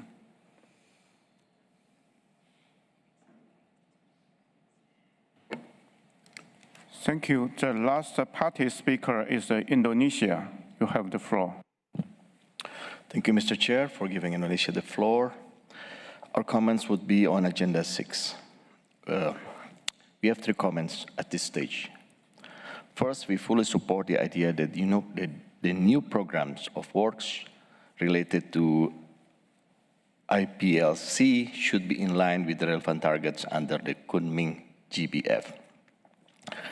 2, as it has been stated by many, Indonesia also needs more information on the urgency and the implications and the operationalization of the establishment of the proposed permanent subsidiary body under Article 8G. We strongly believe the importance of the engagement of IPLC, but we need more information on the reasoning why the current working group is not enough for this engagement. And 3, as we have mentioned, we need more information on the operationalization of the proposed subsidiary body. For instance, paragraph 3 of the recommendation reiterates its invitation to the parties to consider designation national focal points on Article 8G. Hence, this paragraph seems to be a voluntary one. While in its relevant annex, there is a paragraph stating that the parties should designate national focal point to follow up the work of the subsidiary body. Hence, it seems more mandatory. We need more information in this regard. Finally, Indonesia stands ready to engage and discuss this agenda in a more detailed manner. I thank you, Mr. Chair.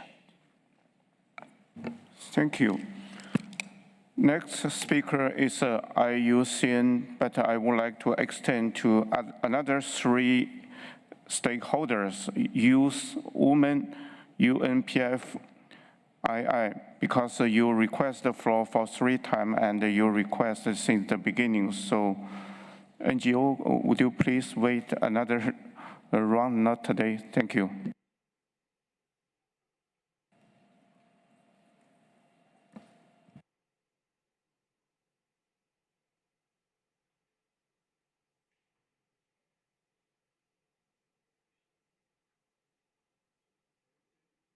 Are you saying? If okay, you are on the list. Thank you, Chair. IUCN has a long history of working with indigenous peoples and local communities, both to promote recognition of their rights and governance at the policy level and to support their conservation activities on the ground. IUCN is committed to continue supporting the full and effective participation of indigenous peoples and local communities in the work of the Convention and in the planning, implementation, and monitoring of the Kunming Montreal Global Biodiversity Framework. In this regard, IUCN supports the establishment of a permanent, subsidiary, and inclusive body on Article 8J and related provisions, which could play a strategic role in promoting and integrating the traditional knowledge of IPLCs in the work of the Convention and could represent, at least in part, the transformative change that we crucially need. With respect to the proposed program of work, IUCN supports its alignment with the GBF and the Gender Action Plan and reiterates the need for a human rights-based approach to its implementation and welcomes the inclusion of this element. IUCN stands ready to work with all parties, IIFB, and indigenous peoples and local communities for an ambitious program of work. Thank you, Chair. Thank you. Now I give the floor to UNPFII.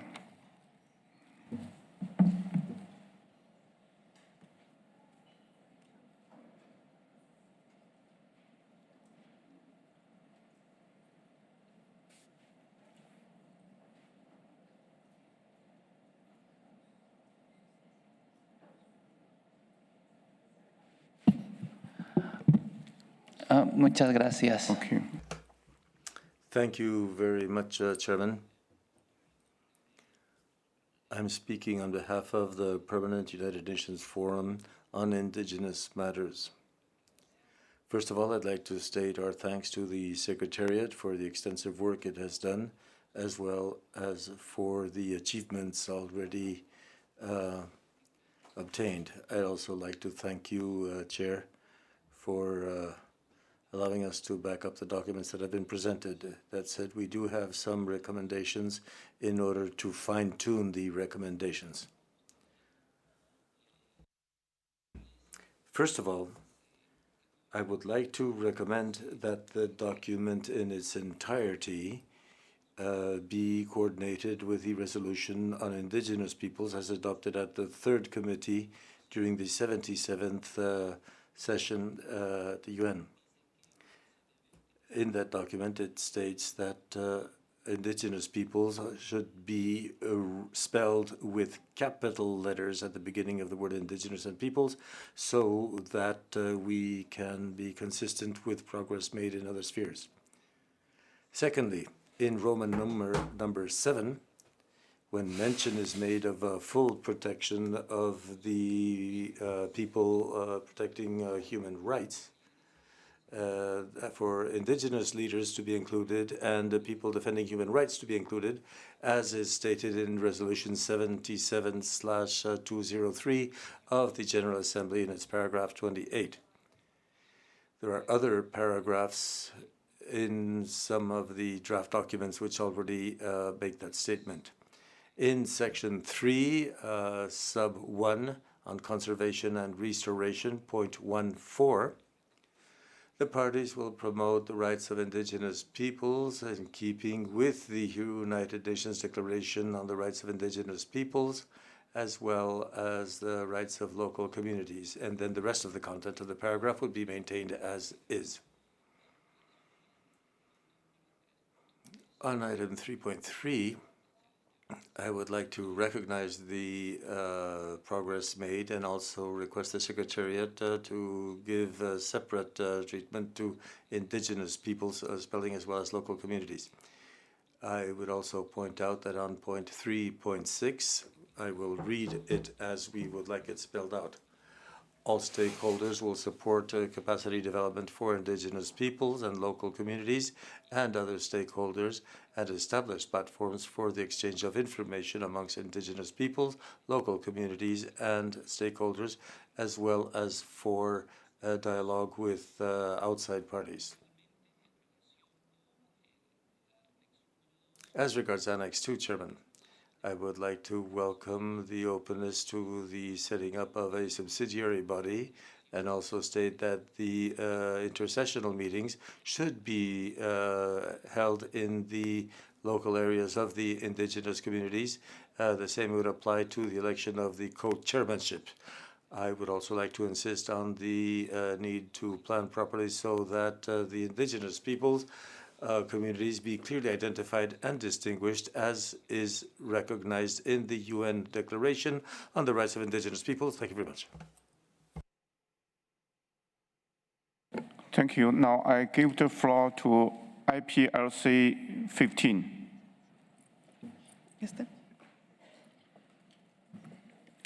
Señor Presidente, desde la red de Chairman, speaking from the Women's Network on Biodiversity, we would like to support the Indigenous Peoples Declaration on Biodiversity. We women are direct custodians of the recognition and the conservation of biological diversity.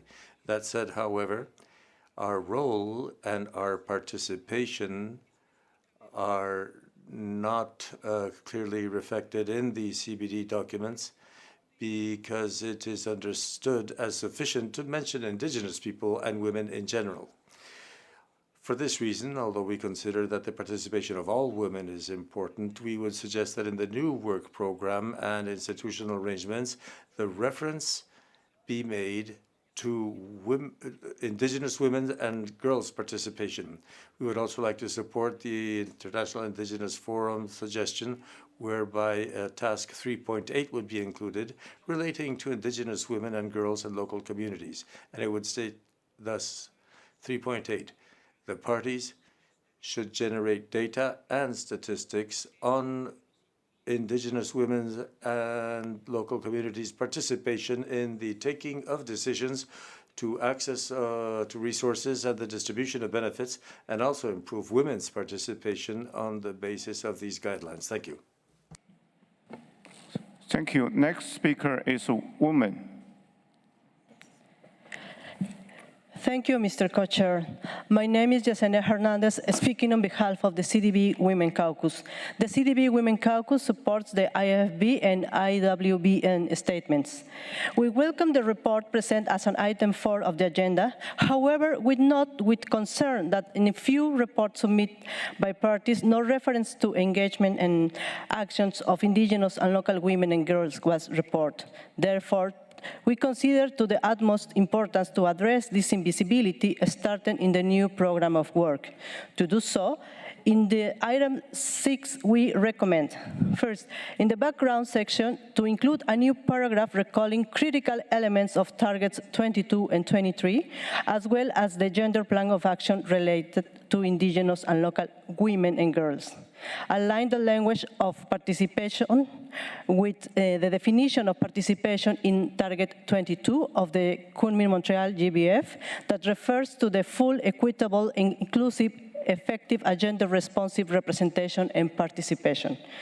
Make a conscious effort to align the new program to Section C, the Target 23, and the Gender Plan of Action. Clearly include reference to Indigenous and local women as applicable, following paragraph 2E of the Gender Plan of Action that calls for an explicit focus on them. Critical places to refer them are paragraph 7 of the decision, then in paragraph 4 from Annex 1, as well as in the title of the element 8 of Annex 1 regarding direct access to funding, including reference to women and youth as key contributors to the implementation of the new program, for example, in paragraph 4 and 5 of the proposed decision. Strengthen the number of and the quality of partnerships and collaboration with Indigenous peoples and local communities, established on an ethical and equitable base on mutual respect. On the Annex 1 element section, in Section 1, Conservation and Restoration, Task 1.1, refer to all elements of Target 3, including on Indigenous and traditional territories. Sustainable use highlight explicitly links between Article 10C, as it is critical to support practices of Indigenous and local women essential to maintaining key ecosystem functions and biodiversity. 3, sharing of benefits. We propose the addition of 2 tasks. 3.8, parties must generate data and statistics on the participation of Indigenous and local communities women in decision-making and access and benefit sharing. Task 3, 3.9, develop guidance to ensure that indigenous peoples and local communities are given priority in receiving benefits directly from access and benefits sharing initiatives under the Nagoya Protocol, such as access to genetic resources and associated traditional knowledge, derivatives, and digital sequence information. 5, implementation and monitoring. In task 5.2, we propose refinement of the language of the task to highlight relevant elements of the gender plan of action linked to the nature and of the new program of work of Article 8J.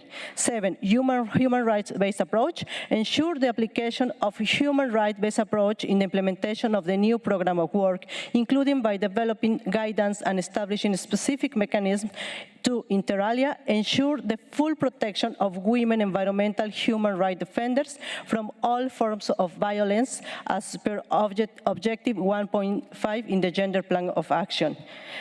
8, direct access to funding. In the preamble of the element to add express reference to enhancing the role of collective actions. It's 4 minutes already. We would like to ask for the support I give the floor to youth.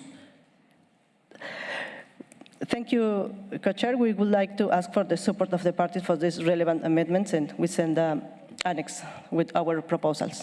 Thank you. Thank you. Very brief.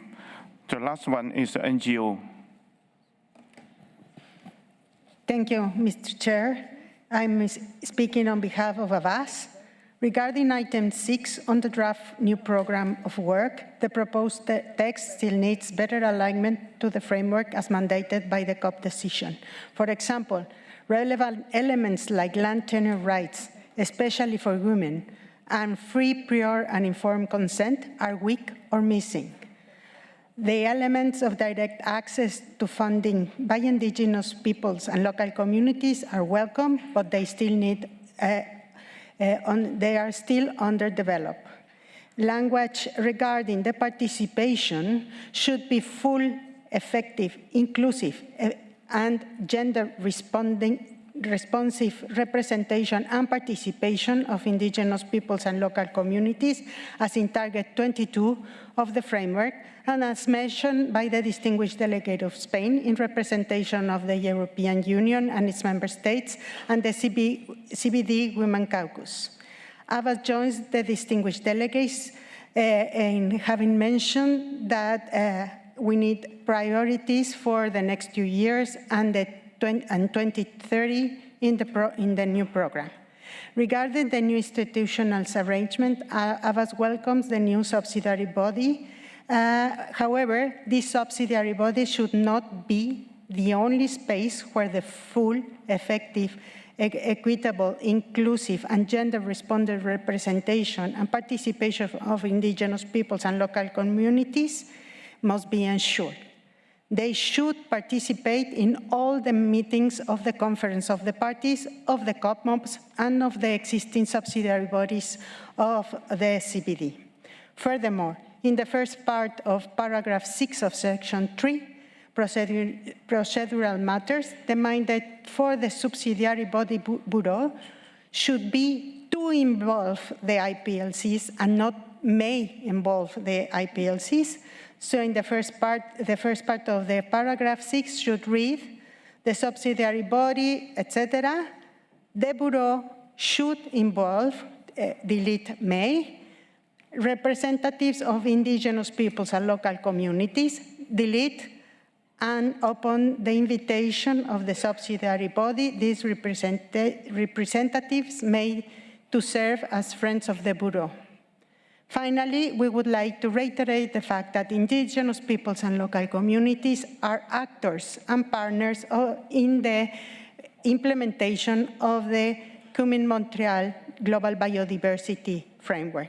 To support the parties in considering our proposal, specific language and edits have been shared in the AVAS document that has been uploaded, and we thank parties for their support. Thank you, Mr. Chair. Thank you. I saw you request the floor, or you want to have the floor, or it's a mistake?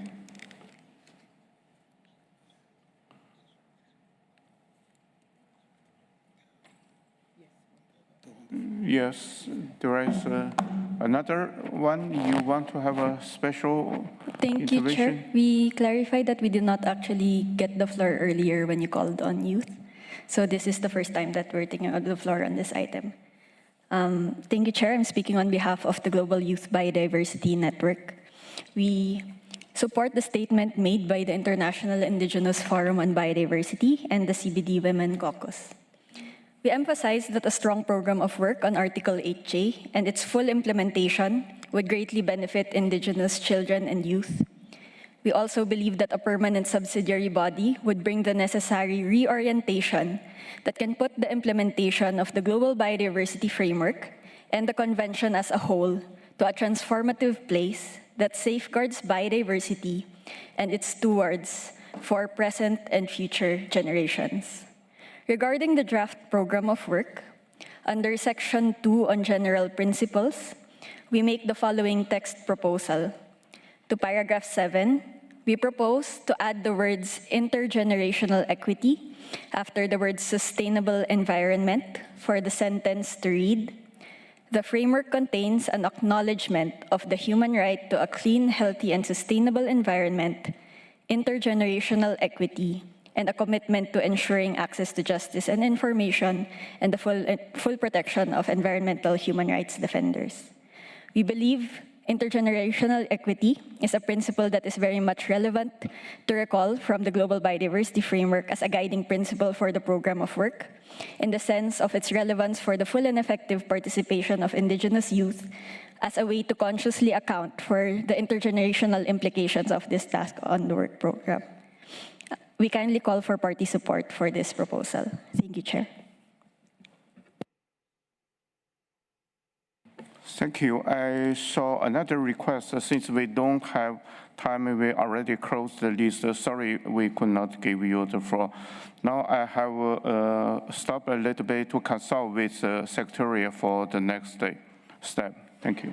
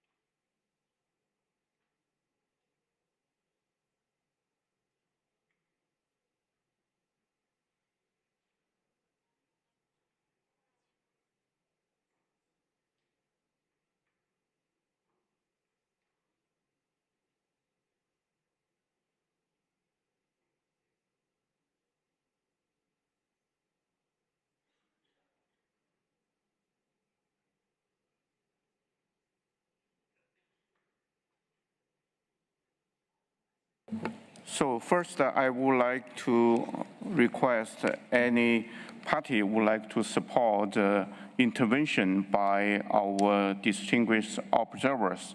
Any party would like to support any observers?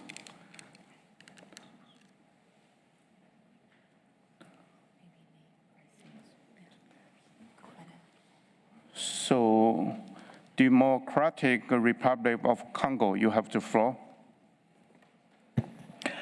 Thank you. The DRC would like to, at this stage, support the proposal that has been made and the interventions made by the women's group and youth group. Thank you very much.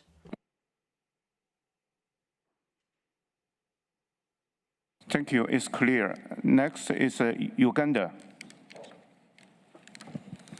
Thank you, Mr. Chair. Uganda would like to offer our support to the statement made by IFB and the CBD Women Caucus. Thank you.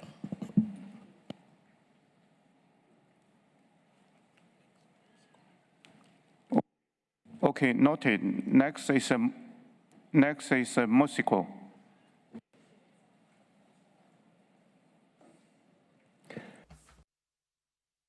Thank you very much, Chairman. We too would like to express our support for the Women's Caucus and for youth. Thank you. Thank you. Next is Togo. Thank you very much. I just wanted to support what had been said by the women's group. Thank you.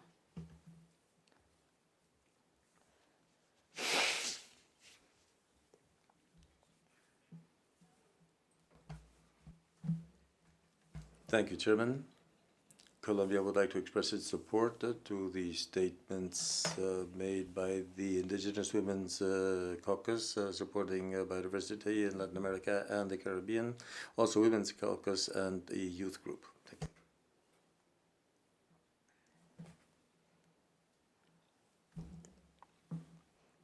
you. This session.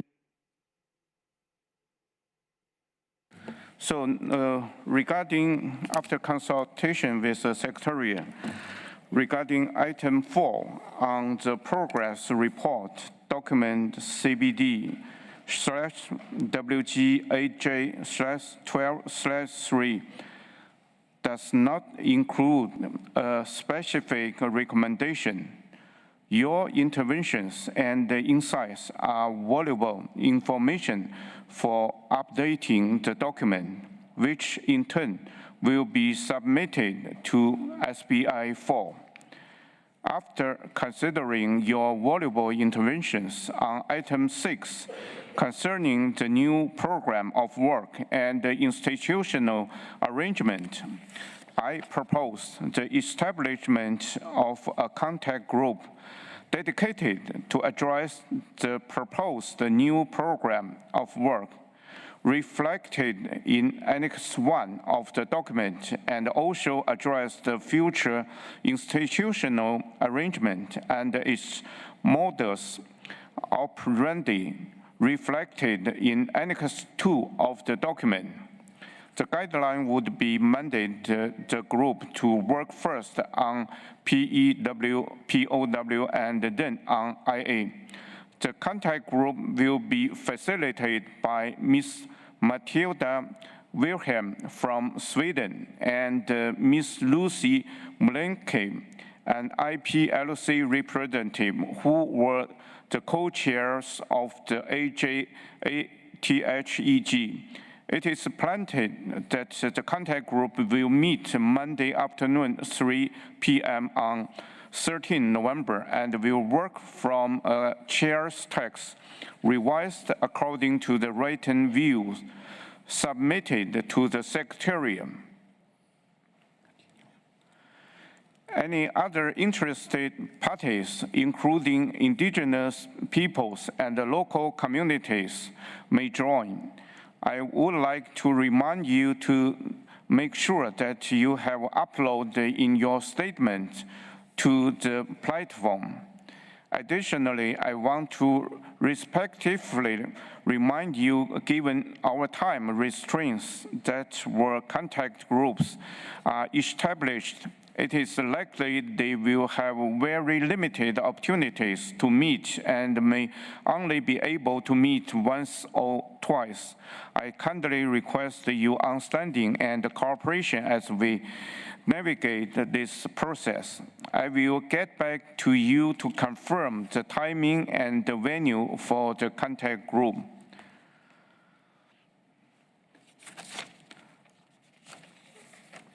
Now, we conclude our first reading on agenda item 6 and 4.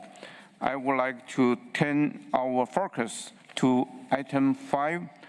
In doing so, I am pleased to invite the Indigenous co-chair to take the lead on this item. June, you have the floor. Thank you, Chair. Distinguished delegates, we've made it to item 5. To open this item, I would like to invite the Secretariat to introduce the item. Secretariat, you have the floor. Thank you, Madam Chair. Regarding agenda item 5, knowledge management component of the Kunming-Montreal Global Biodiversity Framework. In Decision 1516, the Conference of the Parties requested the Executive Secretary in collaboration with parties and relevant organizations, and with the support from the informal advisory group on technical and scientific cooperation, to further develop the draft knowledge management component of the framework. The document before you, CBD/WG8j-12/4, updated draft knowledge management component of the Kunming-Montreal Global Biodiversity Framework, is made available here for you. Review, after which it will be formally made available by the Executive Secretary for peer review and updated and consideration by the subsidiary body on implementation at its full meeting in April 2024, and by the Conference of the Parties later on at its 16th meeting. Again, please note that the draft before you is for your review. This document will be peer reviewed in the coming weeks. Thank you, Madam Chair. Thank you, Secretariat. With this background information, I now open the floor for your interventions. I would like to encourage you to keep your statements short and concise and to focus on essential points. Please submit the full text to the room attendants. Where possible and in order to save time, I strongly encourage regional interventions and positions. The document before you, WG8j-12/4, updated draft knowledge management component of the Kunming-Montreal Global Biodiversity Framework, is made available here for your review, after which the Executive Secretary will make the draft available for peer review by parties. And the updated version will then be considered by the subsidiary body on implementation at its 4th meeting, and thereafter by the Conference of the Parties at its 16th meeting. The floor is now open for interventions. I will take the first intervention from the IPLC group.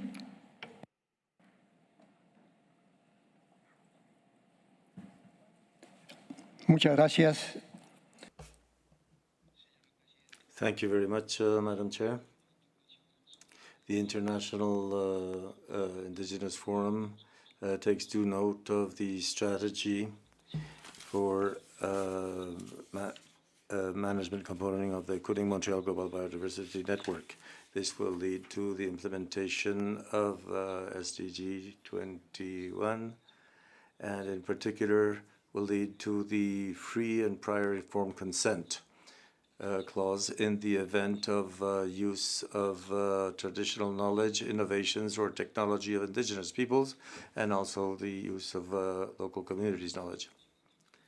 Traditional knowledge of indigenous peoples and local communities, PLCs, are the backbone of the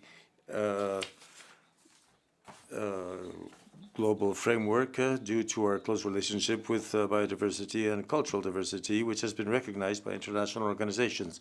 In this connection, knowledge management is of fundamental importance for the following and monitoring of the new framework, and for this reason, we consider it very important for this process all the way up to COP16 and subsequent decisions, and also the compliance mechanisms, to have our full and effective participation, including participation in the informal advisory group on technical and scientific cooperation. Chair, as regards the annex to the draft recommendation and its components and principles, we would like to express that the indigenous peoples and local communities are not to be considered subjects distinct from the owners of the knowledge, but rather should be considered as the owners and rightful holders of such traditional knowledge, and this in keeping with Article 8J and Target 21 of the new framework. As to the purposes, all of them are relevant for the management and knowledge of the new framework. However, we do consider it timely to express that as regards the strengthening of communication, the development of awareness, the establishment of capacities, the exchange of knowledge, among others, this process should take place via culturally appropriate mechanisms, and including participation of indigenous peoples, including women and youth, and this with an adaptation of national strategies and reports duly filed with the Secretariat of the Convention.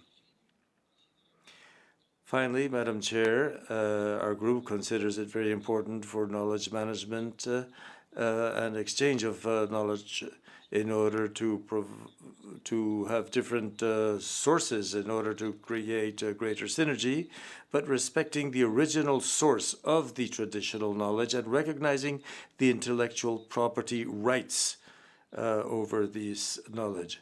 Likewise, we believe that this subject is complex and requires in-depth analysis, in particular as regards data protection and digital information stored in databases. FIIB will be making contributions during the intersessional process for the fourth meeting of the subsidiary body, as well as during COP16. Thank you very much, Madam Chair. Thank you. Indonesia, you have the floor. Thank you, Madam Chair. Apologies, but I would like to clarify again the terms of reference under item 6, we just closed, of the contact group. Because as you know, the terms of reference of the contact group is important to clarify the mandate of the group. I pressed my button before you close, but it seems that I was not given the time to clarify this. The question would be, in particular, whether the contact group has mandate to discuss the new proposed permanent subsidiary body, the possibility of it, or just it is confirmed that there will be a permanent body, but we are just going to discuss the details of it. This is important because when we go to the contact group, we will refer to the chair's mandate, and we would like to clarify this to avoid us, having to fight over it in the contact group. Thank you, Mr. Chair. Apologies, Madam Chair. Terima kasih, Indonesia. The contact group will be tasked to address the following. For the proposed new program of work, streamline and prioritize the tasks, and to use the opportunity to improve the language editorially to make it more streamlined. And 2, in relation to institutional arrangements, there seems to be some level of convergence of views. I suggest that the contact group pay special attention to the implications of burial costs, for example, and so forth. I hope that satisfies your question, Indonesia. Thank you, Madam Chair, and Mr. Chair. If I may also, we think that, at least for Indonesia, we're still considering this permanent subsidiary body. So it will be very much appreciated that the discussion will be still considering the body itself, so it will not be seen as the policy to have this body is confirmed, but we are still in the discussion mode for establishing this body. If I can get this clarification, I will be satisfied. Thank you. Thank you, Indonesia. We hear you, and the Secretariat has taken note of your concerns, and we will get back to you on that. Thank you. I will now open the floor to the DRC, Democratic Republic of Congo. You have the floor. Merci beaucoup, Madame. Thank you very much, Madam Chair. Thank you for giving me the floor. The Democratic Republic of the Congo would like to thank the Secretariat for the work done in order to allow us to have this wonderful document, which is a basis for our exchanges on management of the component of the Montreal Global Biodiversity Framework. With regard to part 2 in the recommendations, the DRC believes that this point that this draft recommendation will be analyzed by the Subsub 4 and the COP16. So it would seem that this needs to be aligned to the coming Montreal alignment was already done. So this strategy should be aligned with our domestic policy. That's why we would suggest that our recommendation underscore the alignment that's been done and formalize it. With regard to Annex 2, the DRC appreciates the 4 interdependent components. However, we also note that there's a lack of clarity with regard to how the different components are supposed to interact with each other. On 3, with regard to the principles, in para 5, we think that it would be topical here to mention the fact that this information, data, knowledge, and innovation for local communities and indigenous peoples should be considered when elaborating different ecosystem services and policies for biodiversity. Again, on 3, but 6, we believe we should look at national educational systems. We should base ourselves on best practices, traditional practices. Para 8, we need to encourage parties to register and list their different national policies, and for the Secretariat to establish the modalities for how an international registry should be set up. And then lastly, in para 11, the DRC sees that there is a lack of clarity here on financing. However, the implementation of this strategy requires direct access of indigenous people to financing, as we've said. So the DRC would therefore request an additional point be added and a paragraph be added with regard to biodiversity credit certificates, which would take into account the realities of local communities and indigenous peoples in their own criteria. Thank you very much. Thank you, DRC. Japan, do you have the floor? Thank you, Madam Chair. Japan recognizes the knowledge management is critically important for the implementation of KM-GBF and generally supports the recommendations. On the other hand, from the viewpoint of work efficiency, we would hope that the knowledge management strategy will be implemented by making maximum use of existing resources and avoiding duplication of work of related organizations and processes. In this regard, with respect to the Annex to document WG8j-12/4, we would like to suggest adding by making full use of existing resources and cooperation with relevant organizations and processes, and any new and additional activities will be conducted subject to the availability of resources. At the end of the paragraph 14, after the Conference of Parties, in the section 6, implementation of the annex. Also, we would like to request the Secretariat to clarify if additional capacity will be needed for the Secretariat to implement the proposed knowledge management strategy and any implications to the budget request for the next biennium. Thank you very much. Thank you, Japan. Australia, you have the floor. Thank you, Chair. Australia supports this meeting focusing on aspects of the knowledge component related to the traditional knowledge, innovations and practices of Indigenous peoples and local communities. We note that parties have previously had an opportunity to review the updated document in its entirety through the peer review process, and will have further opportunity to comment on the strategy at the next meeting of the subsidiary body on implementation. Australia recognises the importance of fully engaging with Indigenous peoples in relation to the decisions that affect them and makes efforts to consult in line with the principles of free, prior and informed consent.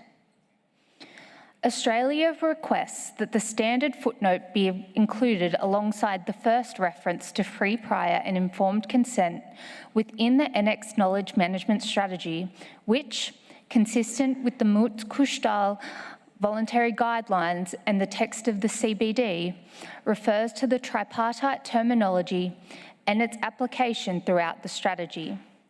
We will submit our proposed amendments directly to the Secretariat. Thank you, Chair.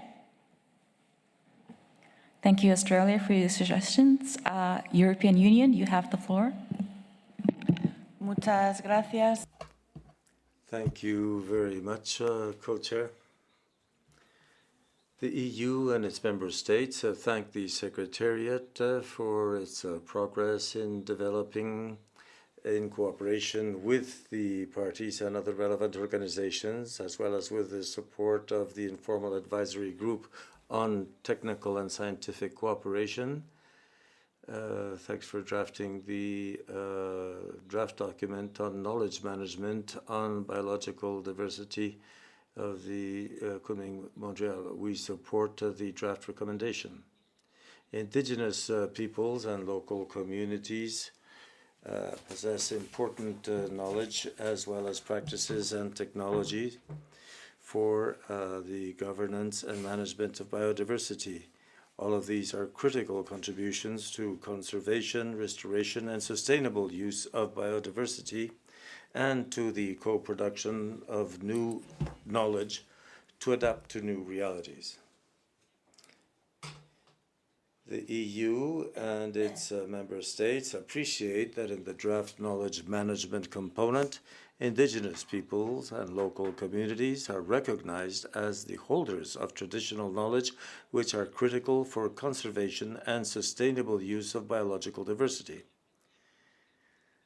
Therefore, we appreciate that traditional knowledge is recognized and included as equally valid to other knowledge as evidence base for the implementation of the framework, and that access to traditional knowledge, innovation, practices and technologies of Indigenous peoples and local communities should always be given with their freer, prior, and informed consent.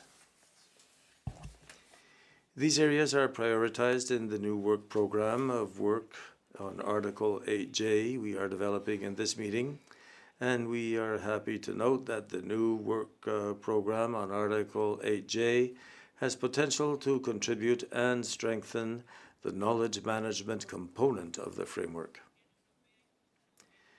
The EU and its member states would like to suggest a few amendments to the draft knowledge management strategy to support the implementation of the Kunming-Montreal Global Biodiversity Framework contained in the annex of the recommendation, aiming at including a reference to Indigenous peoples and local communities among the main actors for some of the component actions, in particular actions A.B, action B.B, action D.F, action F.B, and H.A. In order to ensure that Indigenous peoples and local communities are considered and engaged in the identification of knowledge priorities, needs, gaps, knowledge co-creation processes, and relevant objectives concerning knowledge management. We also suggest to include an explicit reference under component action HB to the need or importance of traditional knowledge to scale up sustainable agro-food systems and sustainable wildlife management practices. With regards to its implementation, it must be emphasized that governments, Indigenous peoples and local communities, and other relevant stakeholders, such as cities and the private sector, are important as well. Thank you very much, Madam Chair.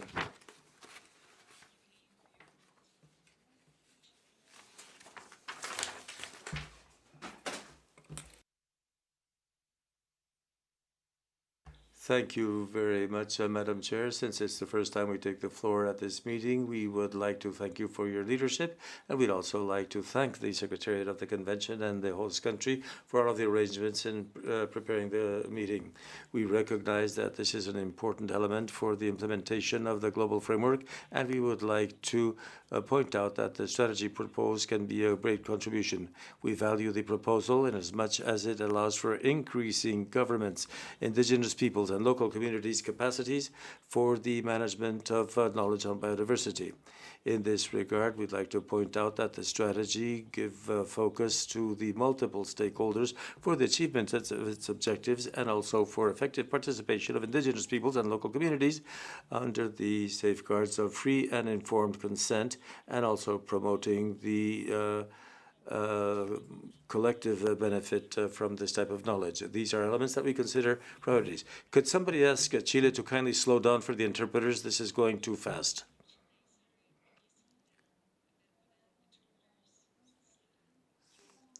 Thank you. We believe that it is relevant to include among these objectives a reference to mobilization and substantial increase in the financial resources, giving priority to access to financing by indigenous peoples and local communities with a special focus on women and children. On this score, we especially recognize women's participation in the implementation of the strategy, in the implementation of their role as transmitters of knowledge and culture to new generations. Likewise, we also consider it relevant to include among the monitoring activities the various modalities for the participation of indigenous peoples and local communities in the design, implementation, and feedback on these measures. We also propose the access to benefits. We also would like to support the statement by IPLC in order to provide a detailed review of intellectual property and data storage.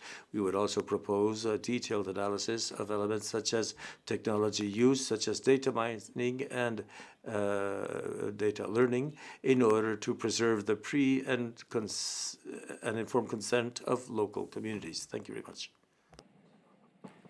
Thank you, Chile. Canada, you have the floor.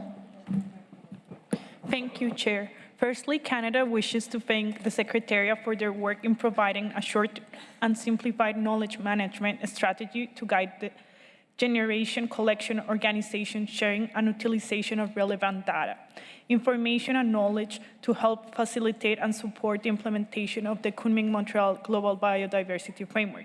Canada is supportive of the strategy in general and would only like to make a small number of remarks on its contents. Throughout the draft text, where mention of national and local capacities or entities are mentioned, Canada suggests also referring to subnational entities. We will provide our specific text insertions in writing concerning this point. We note there is an improvement from the previous version of the strategy on the inclusion and reference to traditional knowledge and indigenous peoples in the strategic objectives, actions, and main actors drafted for our review. Canada continues to support the further identification and incorporation of such references under the guidance of indigenous organizations, representatives, and other participants of the Working Group AJ meetings. As always, Canada strongly supports the inclusion of free, prior, and informed consent in this strategy, where traditional knowledge, innovation, and practices of indigenous peoples are referenced. Canada would also like to ensure that reciprocity between work of parties and indigenous peoples is included in the strategy, for example, such as the two-way flow of information and data. Again, we will provide our specific text insertions in writing concerning this point. Canada supports Section 6 of the monitoring, but reporting against the strategy should be decoupled and distinct from the monitoring of goals and targets, such as Target 21 and Section K of the framework. As such, we suggest that work is done prior to the next meeting of the SBI to strengthen the accountability and robustness of the KM strategy with a breakdown of clearer timelines throughout biannual work plan associated with KM strategy, which we will request the Executive Secretary to pursue and provide in advance of SBI 4. Thank you, Co-Chair. Thank you, Canada, for your feedback. Brazil, you have the floor. Thank you, Chair. Brazil understands that as an overarching priority, the knowledge management component of the GBF must address the asymmetries in the capacities to generate biodiversity-related data, information, and knowledge. We take note with deep concern that the countries that most have biodiversity are often the ones that lack adequate technical and technological capabilities to support long-term research in the fields of biodiversity conservation and sustainable use. The knowledge management component provides an opportunity to strengthen the implementation of Article 17 of CBD, a substantially increased exchange of the results of technical, scientific, and socio-economic research, as well as information on training and surveying programs, specialized knowledge, indigenous and traditional knowledge as such, and in combination with the technologies referred to in Article 16 in paragraph 1 of the Convention. Regarding the interlinkages between the knowledge management component and Article 8J, we understand that the effective engagement and consultation with indigenous peoples is critical to enable the adequate mapping of biodiversity in a manner consistent with their needs and in line with free, fair, and informed consent procedures. In this regard, we request revising paragraph 5 and deleting the reference to traditional knowledge under this paragraph, as this reference frames traditional knowledge on equal footing as data and knowledge, and may downplay the importance of pre, prior, and informed consent. We further believe that knowledge management components would benefit from an additional strategic objective related to addressing gaps. This new objective could include specific capacity-building activities to support IPLCs and enhance their capabilities in knowledge generation. There is also an urgent need to strengthen collaboration and partnerships between universities and IPLCs in order to enhance the visibility and central role of traditional knowledge within conservation and sustainable use research programs. Beyond knowledge management itself, those initiatives can contribute to strengthen community-based monitoring. We understand additional efforts are also needed to engage databases and data users in ensuring compliance with ABS legislation on access to traditional knowledge, including where relevant community protocols, to prevent the misuse and misappropriation of traditional knowledge. We would request clarification on the concept of authority to control as proposed in paragraph 9. We understand that this authority, in the case of traditional knowledge, refers to control by IPLCs.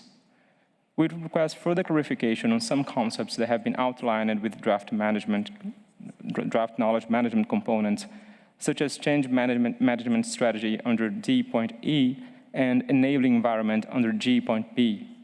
We fear those concepts lack clarity and may place a disproportionate burden on biodiversity-rich countries, in particular developing countries, while neglecting the responsibilities of developed countries, where most databases are located and where the capacities for biodiversity-related knowledge production have been concentrated over decades. Thank you. Thank you, Brazil, for your feedback. China, you have the floor.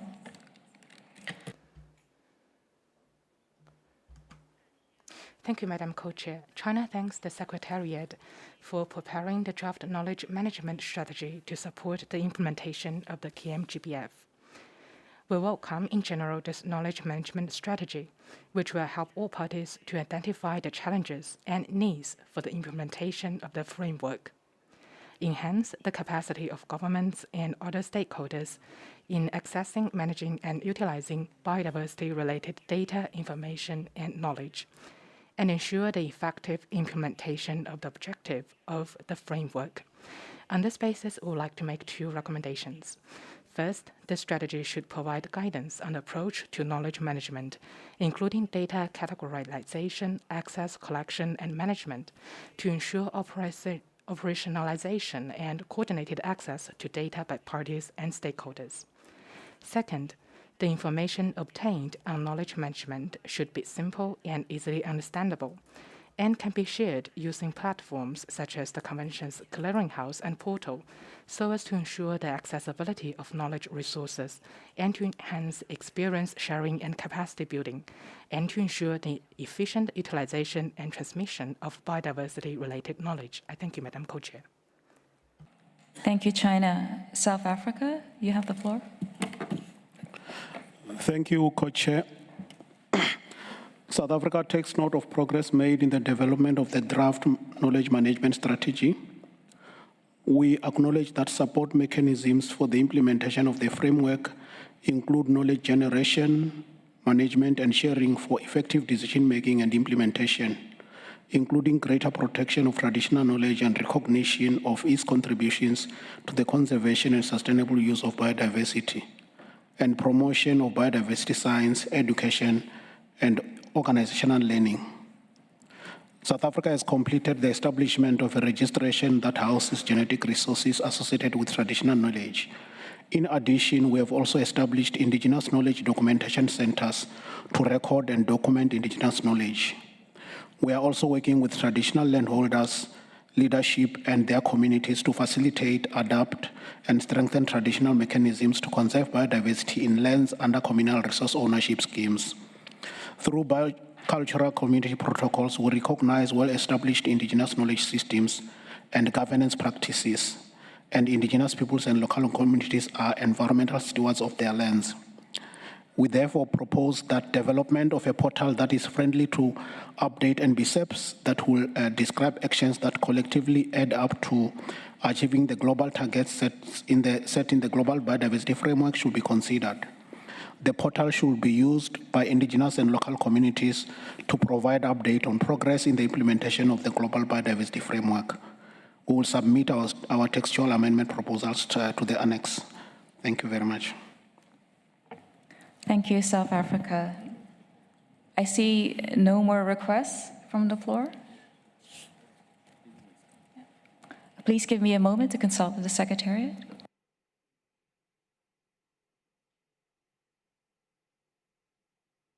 The interpreters will take this opportunity to remind speakers to please speak slowly. Please speak slowly. Thank you.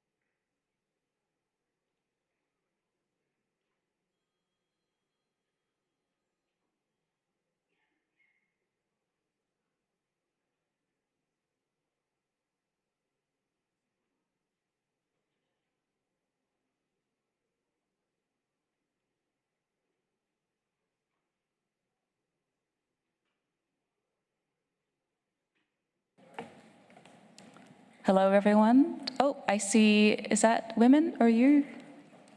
Ah, okay, well, in Colombia, so I'll open the floor to Colombia first.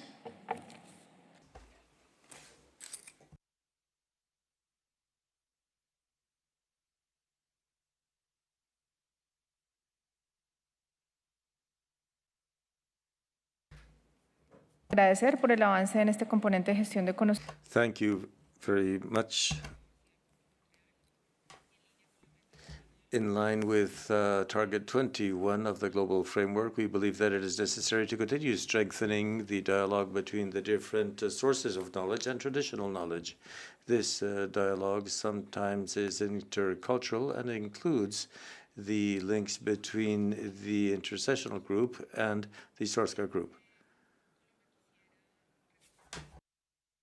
Colombia would like to recognize the importance of regional and national consultations on this document before it is adopted within the subsidiary body. The proposal refers to cultural integrity and also indigenous peoples and local communities. Colombia believes it's important to continue developing mechanisms for protection of traditional knowledge associated to biodiversity, as we have stated in our national development plan, and especially as regards databases and related subjects that are under discussion in the relevant international organizations. Thank you. Thank you, Colombia. I notice we have 3 more requests. I'd like to close that because we do have to end at 6:15 sharp. Norway, you have the floor. Keep it short and concise if possible.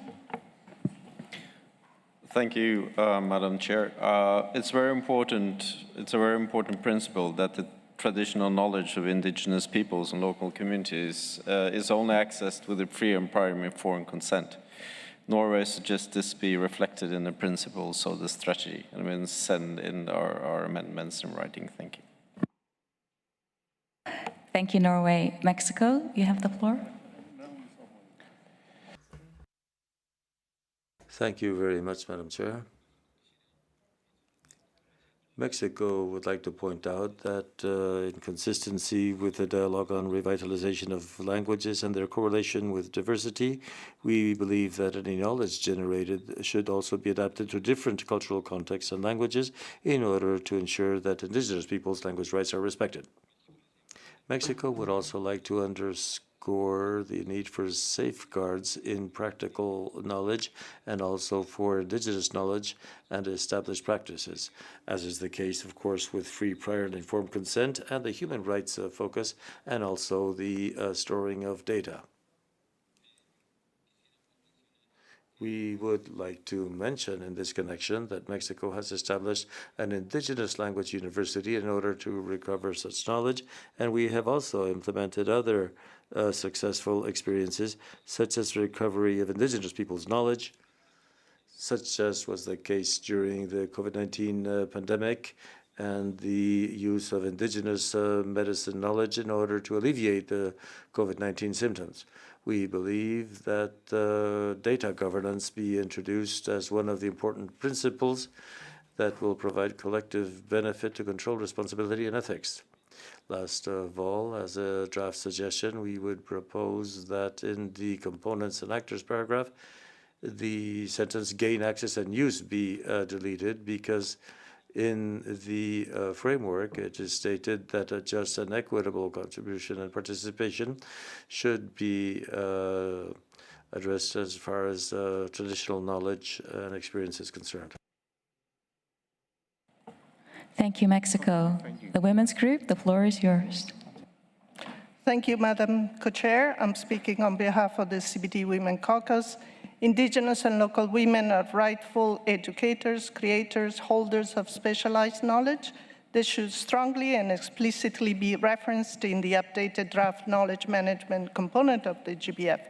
We welcome the updated draft and would like to make suggestions in the recommendation section in paragraph 2 to add including indigenous and local women after the reference to indigenous people and local communities, to add a new paragraph as follows.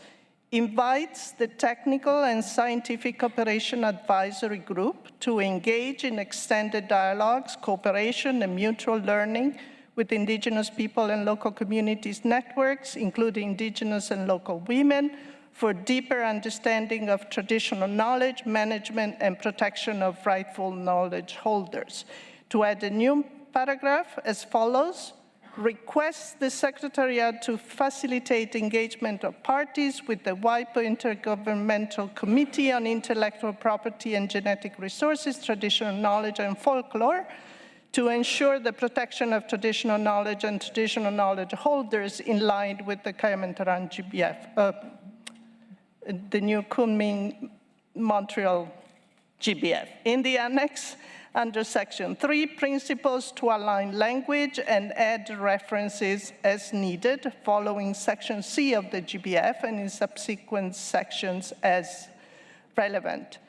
Further, under Section 4, purpose, we propose adding an additional paragraph as follows: increasing the consideration of diverse sources of knowledge and data and enhancing documentation and the multiple evidence-based approach as appropriate to support effective and equitable governance, integrated and participatory management of biodiversity, and to strengthen communication awareness raising, education, monitoring, research. We would like to ask for the support of parties to these amendments. Thank you. Thank you, Women's Group. I do see support from Colombia, and that's all we need. Thank you, Women's Group. Thank you so much for your excellent interventions on these agenda items. So regarding item 5, a knowledge management component of the framework, I note that the document will undergo a peer review after the working group session, which provides an additional opportunity for parties and observers to provide their valuable views and comments on the document. This document will also be submitted to SBI 4. I have asked the Secretariat to note your advice, which can be taken into account when preparing the document for peer review. I see that we have a lot of common understandings on the draft recommendation in item 5. I will prepare a conference room paper with the help of the Secretariat. I would like to remind you to make sure that you have handed in your written statements to the room attendants so that they may be taken into consideration during the preparation of draft recommendations for the 4th meeting of the SBI. Dear colleagues, thank you for your active participation and valuable contributions. Now the meeting is adjourned. Thank you.